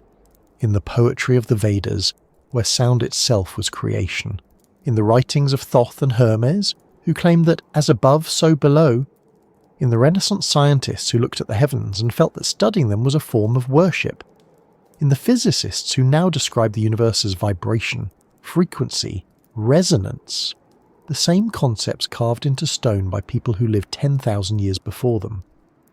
The whisper doesn't repeat facts, it repeats understanding. When you think of all the civilizations that have come and gone, it's easy to imagine the past as silence, but it's not. It's a choir of whispers, overlapping across time. Each age adds its own verse to the same ongoing song. The first civilization sang of the sky and the sea, the next sang of gods and kings, the next sang of reason and discovery. Now we sing of atoms and galaxies. The melody changes, but the song is still about the same thing, the search for unity in a divided world. The whisper also survives in smaller, quieter ways, in art, in ritual, in the way light falls on ancient stones at dawn. When you visit places built thousands of years ago, you can feel it. The alignment of angles, the placement of shadows, the resonance of the air. All of it creates a sense of recognition that bypasses words. It's not superstition, it's memory resonating. The builders may not have intended to impress, they intended to remind. Their structures were mirrors for the human mind, designed to reflect a pattern that exists within and without. The whisper moves through those reflections like wind through leaves, invisible but felt. Even in our modern age, surrounded by technology and data, that whisper still finds its way in. It's there in the way we speak about the cosmos, using metaphors of birth and death, light and darkness. It's there in the stories we tell about artificial intelligence, about creation and creators, repeating the same themes as the oldest myths. It's there in the shared human longing for meaning beyond the visible.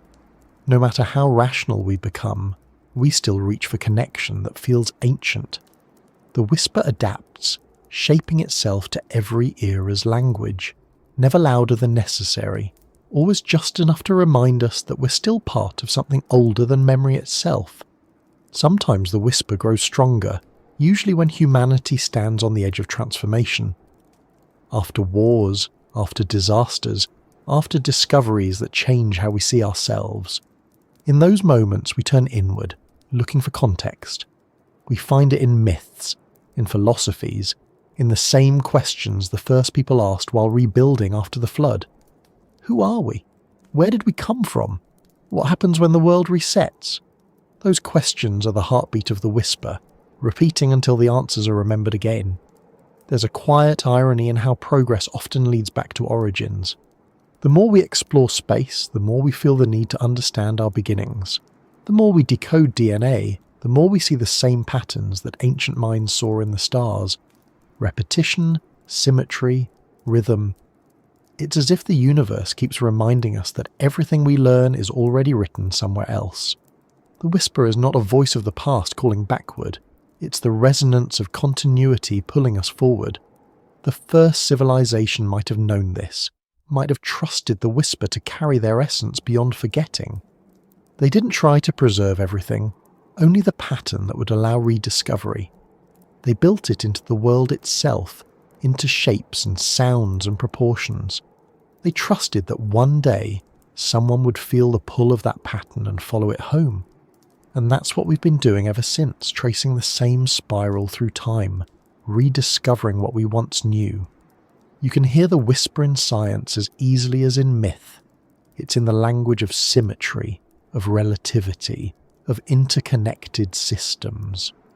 It's in the realization that observation changes reality, that consciousness is not separate from the world it perceives. Those ideas, so modern in phrasing, are ancient in essence.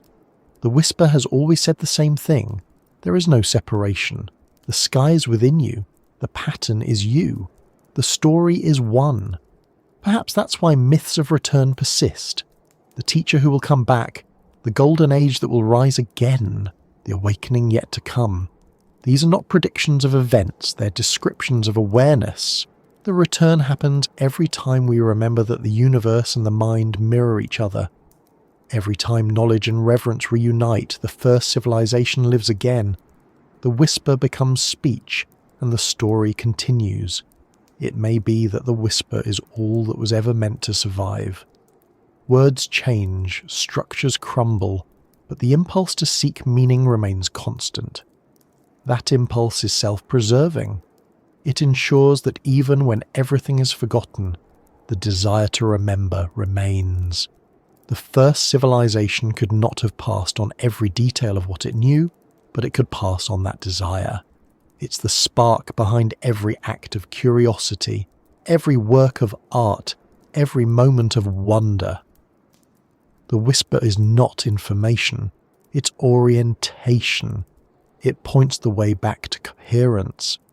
When you think about it, that whisper has guided every human achievement. It's why we measure the stars, build machines, write music, and search the deep ocean. It's why we keep asking what came before us. It's why we feel awe when we see the Milky Way or hear thunder rolling across mountains. The same awe the first people felt when they looked at the world and knew they were part of something vast. The whisper is that knowing, moving through time without words. Even sleep carries traces of it. When dreams blend ancient symbols with modern images, when we wake with a sense of having touched something timeless, it's the whisper again, speaking through the subconscious. It never needs to shout because it never left. It's been with us since the beginning, waiting for attention rather than belief. If you listen closely in the moments when the world grows quiet, at night, under stars, near the ocean, in the pause between thoughts, you might feel it. Not as sound, but as familiarity. A recognition that you've heard this before, that everything connects, that the distance between myth and science, past and future, faith and reason, is only an illusion. The whisper carries that understanding. It's the voice of memory that refused to die, the thread that weaves every age together, the simple reminder that nothing is ever truly lost. And maybe that's all the first civilization wanted us to know, that forgetting and remembering are part of the same process, that every fall contains the seed of return, that every silence hides the whisper waiting to be heard again. They might have known that someday, far in the future, their descendants would stand where they once stood, looking at the same stars, asking the same questions. And when that day came, the whisper would still be there, soft, persistent, patient, guiding them not back to the past but back to themselves.